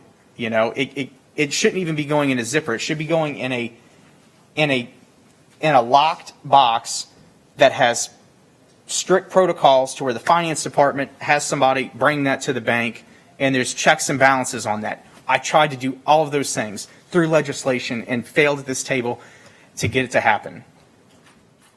So I'm willing and able to revisit those things, but I know what I'm going to hear from my colleagues, that we're charging people too much, and it's either more or no boat. But I definitely hear what you're saying, sir. Mr. Blink, you offered legislation to change the rates for the tolls, and my response to you was that we would have to have public meetings scheduled in order to protect the grants that the ferry department does get, which is about $1 million a year. But your response was, we can defer as needed, and that's where it stayed. So how much did y'all want to save the department? A reminder email or anything? I mean, we got a bunch of guys. Hey, I was willing to set up the town hall meetings and do it with our due diligence. I'm sorry, say again? I was willing to set up the town hall meetings and do our due diligence. Why didn't it happen then? I never heard back from you. So that's where we're at. We got 15 guys that are going to be looking for a job because we didn't send each other emails. That wouldn't have saved what we're talking about here. You're talking about $350,000 in tolls going up to about $800,000 in tolls. We just cut the ferry department $2 million. We still need to implement all of those things to keep the service running and more. Joel Horton, I'm with the Ferry Department Superintendent. We do have grant money we get for shipyard. That's how the Belt Chase 2 is getting a 5-year. That's how the Point La Hash is going to have the 5-year inspections done. Will be on grant money. And we have got grants in the past and every year since. And as toll collected goes and stuff like that, the state ferries and all, they have 4 people on the boat. They have a toll collector that only does toll collecting. That's it, nothing else. And they the ones that handle the money And we don't have enough employees now to keep the ferries running as it is because we're shorthanded. And if y'all do this cutting and later on you decide, okay, well, we got the money now, we want to go back, you're not going to get licensed people to come back for the money that the parish pays these people. I mean, these people hold 1,600-ton license, engineers hold chief license, and, you know, you're not going to get them back. Once they go, that's it. We can't get them now. The ones we do have, we was trying to hire. We couldn't get them because we don't pay enough money. The state and all you talk about with them, they pay more money than we do. That's why we can't get people down here. So to reconsider keeping all these people down the road, what he gave you the amount for was to keep the boat running, not for the extra people we need. They call in sick, they take vacation, and we need extra people. We have nobody else. That's where my maintenance guys fill in at, and my extras. You can't just throw anybody to be a captain. Can't throw them to be an engineer. So the boat's just going to sit there, nobody running it. And what side of the river do you park it on? You know, because you hire somebody from Buras, park it on the east bank, because that's where most of the people live. You got to drive all the way around, or vice versa. And what we're doing now is those extra people I have in maintenance fill in to make those trips. So we can get those people, the deckhands on the east bank or the captains. Let me ask you this. You know, the boats have rarely run full-time because of the breakdowns, shipyards, and all of that. What do the crews do when the boat's on the shipyards? Well, right now we was having them clean up the West Bank landings and all. And with a shorthanded, they fill it in where we're shorthanded at. And you, like I said, you have people that take off. We can't do much on the shipyards because they don't allow it. You know, we could do painting and stuff, but we have to wait till they get back because they won't allow us to be doing a lot of that stuff because of the safety reasons. But being shorthanded like we are, they've been filling in the positions that's short. Then how is it that we still have overtime? Because you have people calling sick all the time, or they taking vacation. It's just, that's how it is. And then we have maintenance guys that'll work during the day. Somebody calling sick at night, we have to fill in for that. Or they call in on the weekends when they already made their 40 hours. I mean, you can't go around it. We could cut some of it out, but you can't cut all of it. So, besides the grants for getting the boats on the shipyard, I mean, what kind of actions have you taken to get more revenue to come on the boats, or to at least somewhat control the quality, where money isn't slipping by because it's not going in a lock box? I mean, we had this meeting, and you were very reluctant to put the money in the box, just like the boats do right next door in Algiers. Right. The thing is, their person that collects that toll money goes straight into the room with the box. They don't have to close the gates. They don't have to tie the boat up, anything like that. So you leaving a money box alone with nobody around it. Their guys are going straight to the room with it. So and just to be clear for folks, you know, we don't, during my presentation, I had photos of this thing. This is it's the size of a dolly. It's a stainless steel box, and the top foot of it is like a plexiglass where you could see your money go down into the locked portion. Now, I mean, I heard a lot of reasons why things shouldn't happen, but not many reasons why they should. We'll figure it out. We'll make it happen. Yes, we could do that. We will try to be better. And it gets frustrating, you know, and it's what really gets frustrating is the exempts we have that cross the ferry for free. You ought to look into that. Yeah, I did. Yeah. Matter of fact, in my presentation, I had the rates going up for everybody. Nobody would ride for free anymore. The smallest rate for a disabled person that was over the age of 65 would have been 50 cents. So every single person would have been paying, and it would have been rates that would have been identical to the ones in Chalmette. You don't have water sitting around all the time. You have to keep it at $1 amount. That's another thing. The ferry next door doesn't give change. And the thing is, by placarding that, giving people a 1-month grace period to figure out that they need to have change or to ask somebody else in line, I think that could have got us there. But again, we're collecting $350,000 in tolls a year. And, you know, even if we were twice as good at that, I mean, we could barely get where we need to keep another boat. Right. But it would have been worth a shot. I wanted to see it happen, but I got a lot of pushback. And I mean, sometimes the jobs we save are our own, you know? But when you're putting jobs back here, back there, back there, back there, and then my guys come to me and say, I guess our jobs ain't worth it, that's when it hits home. When we have a big group of people in the ferry department that's losing their jobs. But y'all sitting here putting money back, and putting money back constantly. I yield. Thank y'all. Mr. Bartholomew? Yeah, one of the significant problem is that people that's going to be using the ferry, population is not as aggressive as in St. Bernard. There are tons of people, thousands of people cross that ferry back and forth. And we just don't have that in Plaquemines.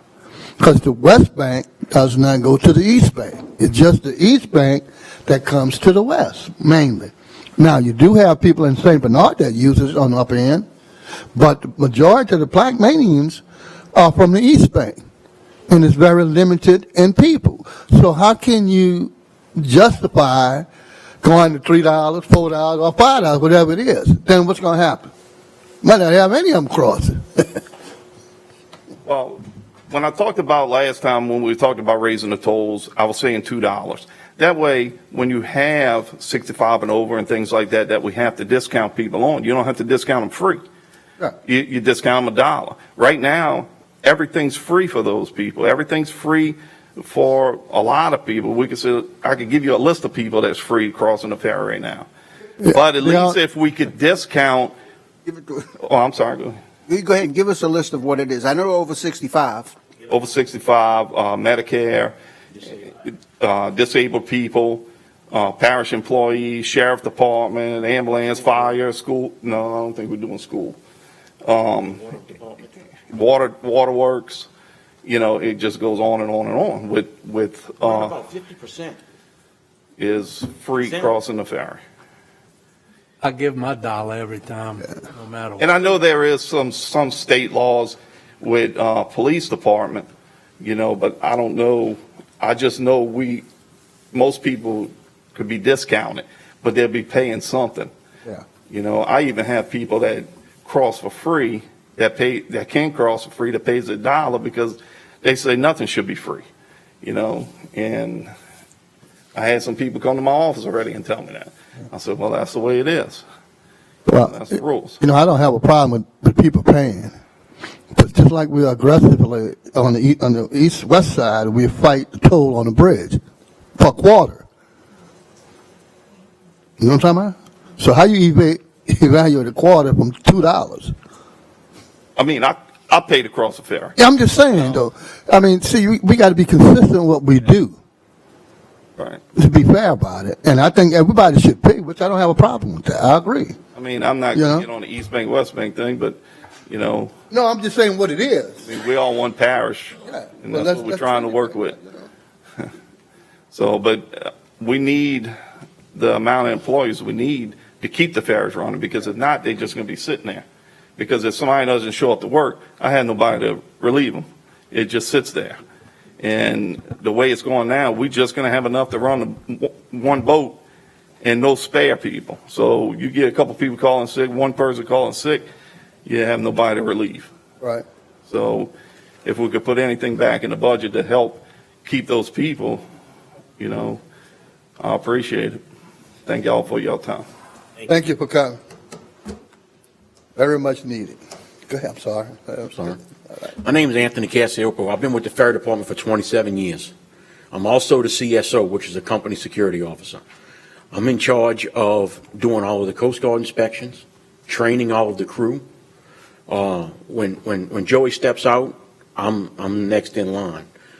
I mean, like he says, I mean, y'all put just enough money just to run that boat. We do whatever possible to try to cut down the overtime. Myself, I'm not trying to brag, but for COVID, I ran Point Lahash every day for 4 months straight without a day off of work.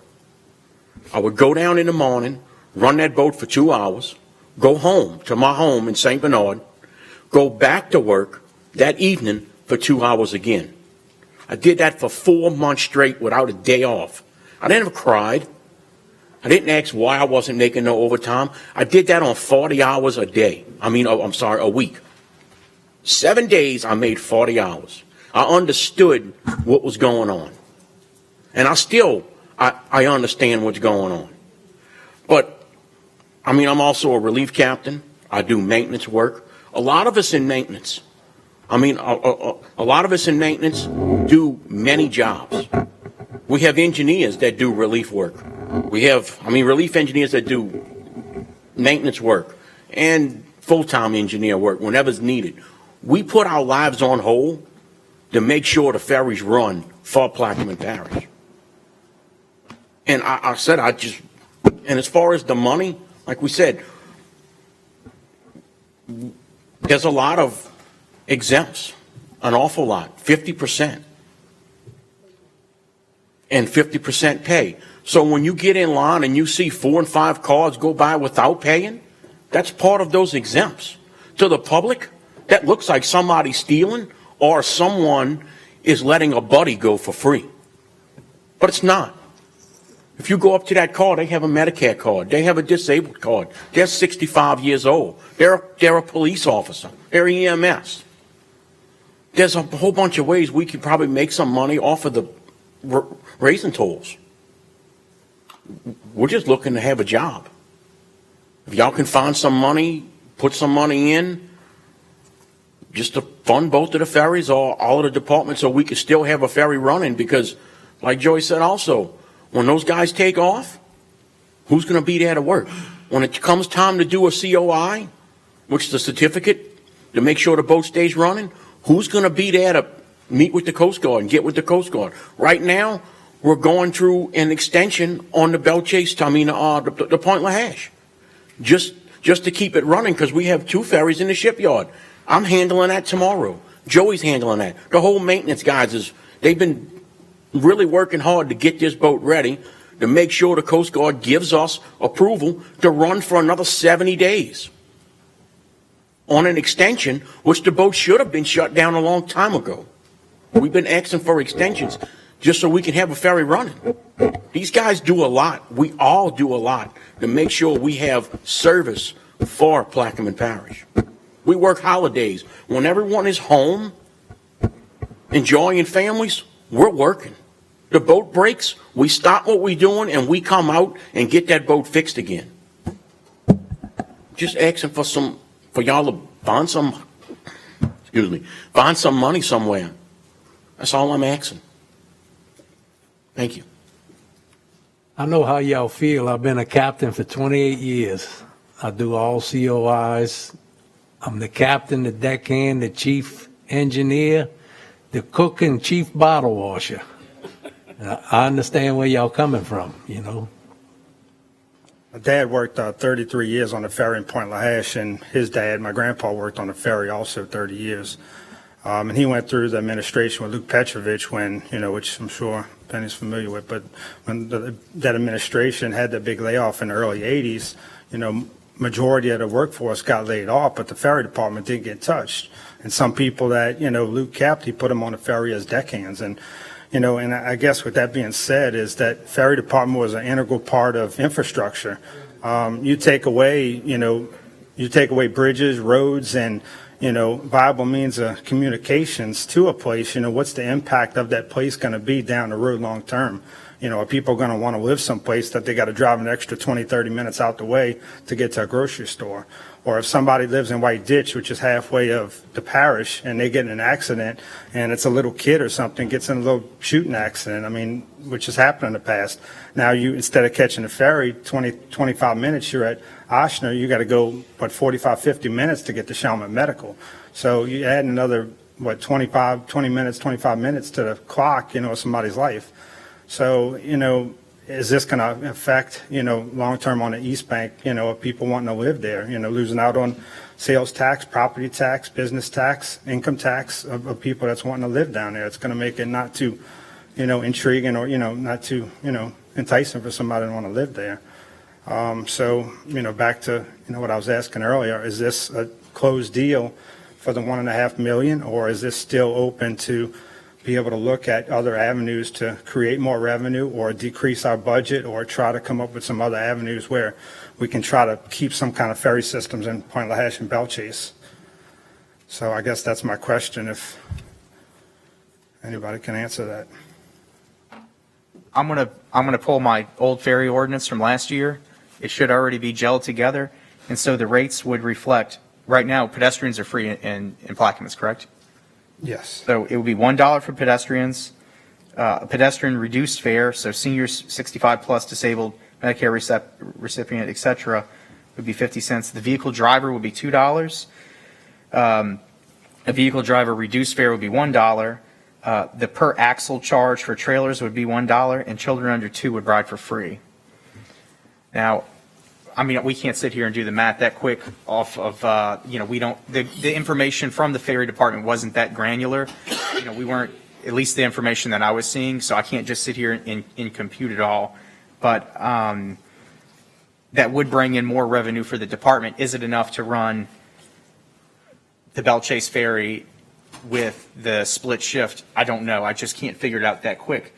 We're having a special meeting immediately following the budget hearing to adopt the budget, and I would have to introduce this at that meeting, and then when we are at the courthouse, we could take this up, but it has to be advertised due to those grants and things like that.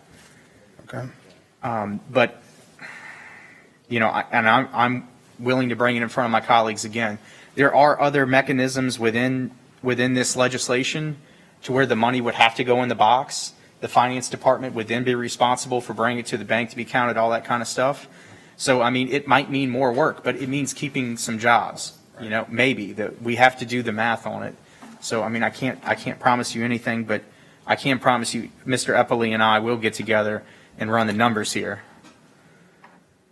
All right, well, I appreciate y'all trying, Mr. Blank. Really appreciate it. And I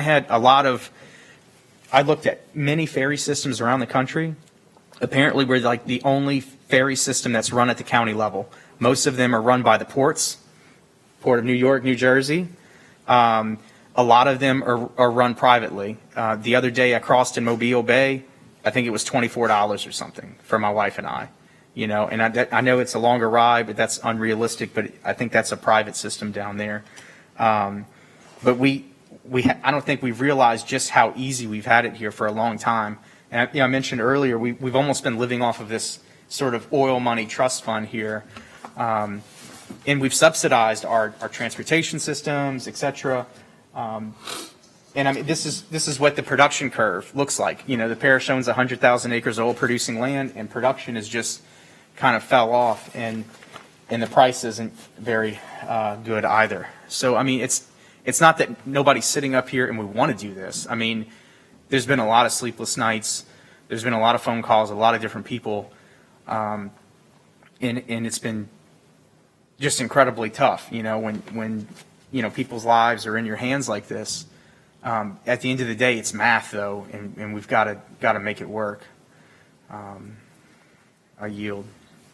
Okay. And look, the $1.5 million that we were able to get through the port wasn't an easy battle. If you'd have been here this morning, you would have seen it. It's not easy. And that's just to restore one boat. So, when you get in the community and you hear this stuff about the port and the battle that we're going in, that's where we got the funds to get this start to keep some of the boats, or keep a boat.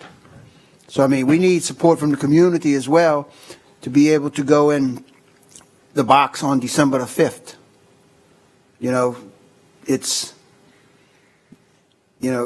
here. Reality time with no funding, and if we don't get any funding out of the millages, next year will be dire. And earlier I said that I was willing to. I don't want to get into that again, but anyway. Right. I mean, and Mr. Blink, if you're going to introduce an ordinance, I would hope that you don't put 50 cents on something. I hope you at least do $1 for everything, and no exempts and all of that stuff, so we can really talk about maybe raising some revenue. But I don't know if the votes are there to support that. But I would hope something would happen that if we trying to save some more ferry service. Appreciate it, guys. I'd just like to keep telling y'all that once we lose these licensed people, we're not going to get them back. But And look, it's hard. let me say So this. I know. No, I what don't, said. you know, you can say that. What that tells me is that these guys are going to be able to find a job somewhere. Well, I'm not saying that. Well, but that's what you're saying to me when you We say, don't know what the look, oil if they field's go gonna away, bring. they're not coming back. You You're know? telling me that there's jobs out there for them. So you're sending a mixed message I'm to not me. talking, well, we got to talk about what's good for the parish, too. No, I'm talking about the reality of what you're saying to me. You're saying to me that if we lose these guys, they're not coming back. That tells me they got jobs somewhere. Well, they might, they're going to be looking for sure. Right. the whole So, field so that's is not a now, good they're They're argument going to be for me. looking. That's what I'm telling you. It's not a good argument for me when you sit there and say they're not available anymore because they obviously going to work somewhere else. So, Well- so you know, Right. You got to look out what's good for the parish, too, you know? look, Keeping the boats running if y'all want them back later. I don't want to Jobs, get into it with jobs in the oil field are few and far between too, so. you. Right. So I mean, I don't want to go again. Go ahead. All right, thank you Thank for your y'all. comments. All right, let's take a 10-minute break.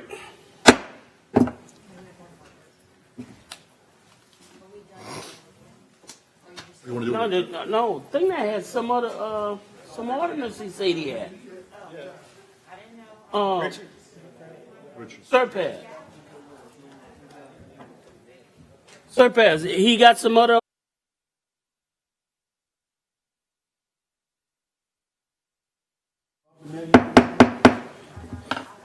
We'll return from recess at 5:30 p.m. Mr. Surpass. All right, we have an amendment that is just to do some cleanup on our side. Since we've moved safety into solid waste, we need to clean up the general fund side. And that's what's on the table right now. It has zero effect. It's just to wipe out our accounts. We'll have a motion by Mr. Bartholomew, seconded by Mr. Roussel. Any questions from the table? From the audience? Machines are open. And how much money we find for that? Has zero effect. Zero. And the measure passes 7-0. The next one we have will be, we're adjusting the port interagency fees. All right, on this one, I'm going to pull up the report that I did to show y'all. I increased a few of the percentages to make it about almost exactly the same amount as it was in 2020. I'll offer it. We have a Y'all motion want to see by- the report or not? The general fund will increase $163,080. We have a motion by Mr. Blank, Wait, seconded there's by three of Mr. them. Konovich. There's three of them. Wait.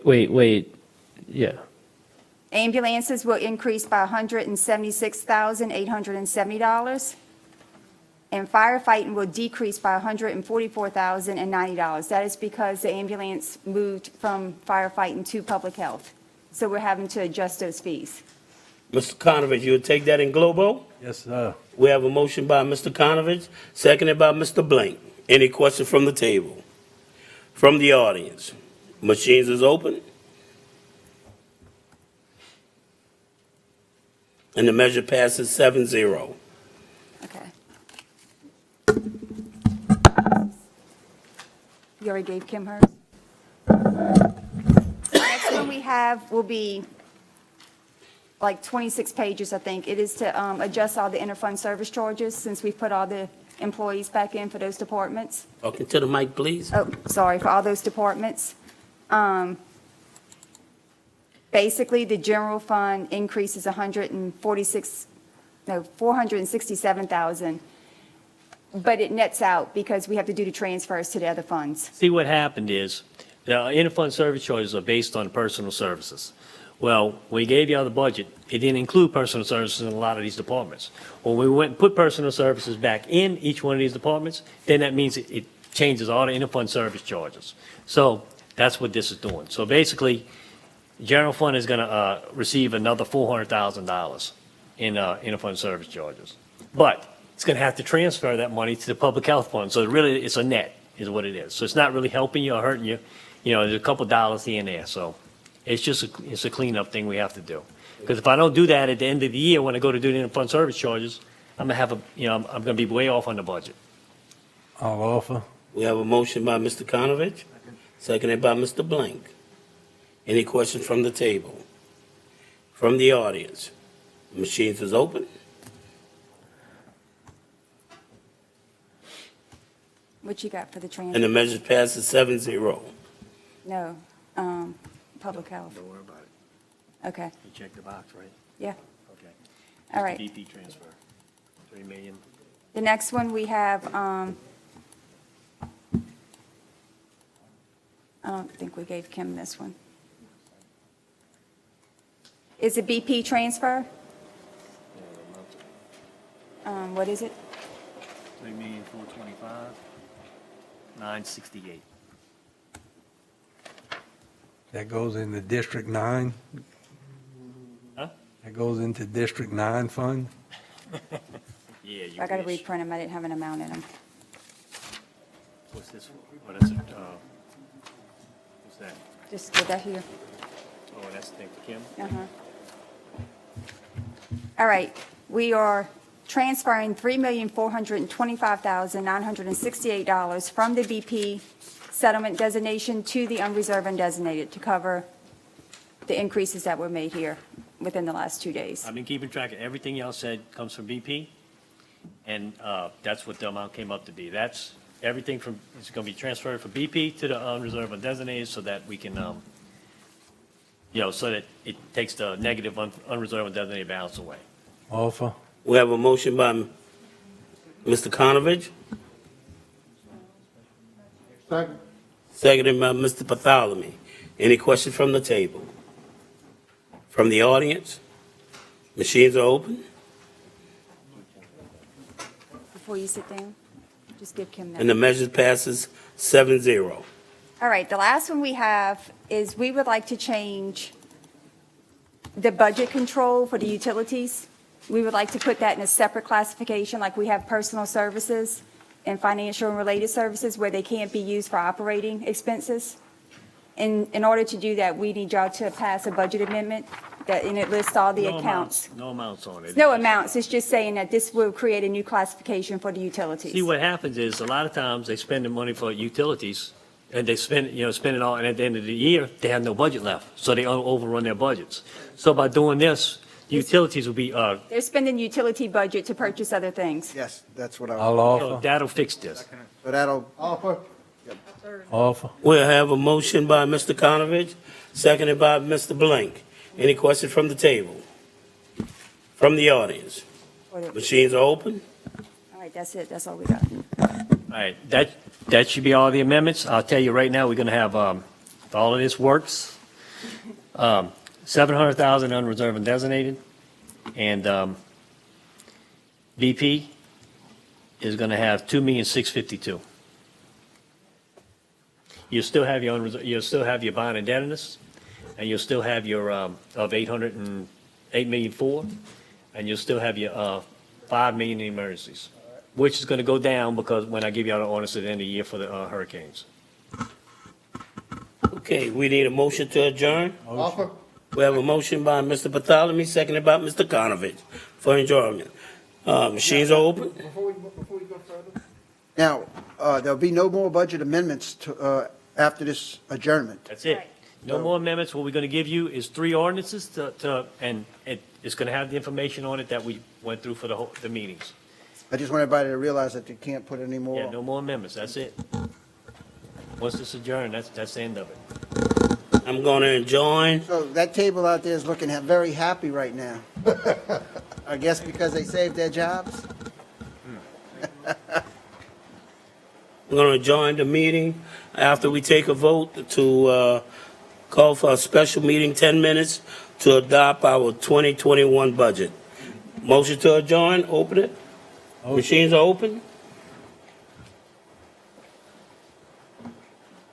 And the measure passes 7-0. We have adjournment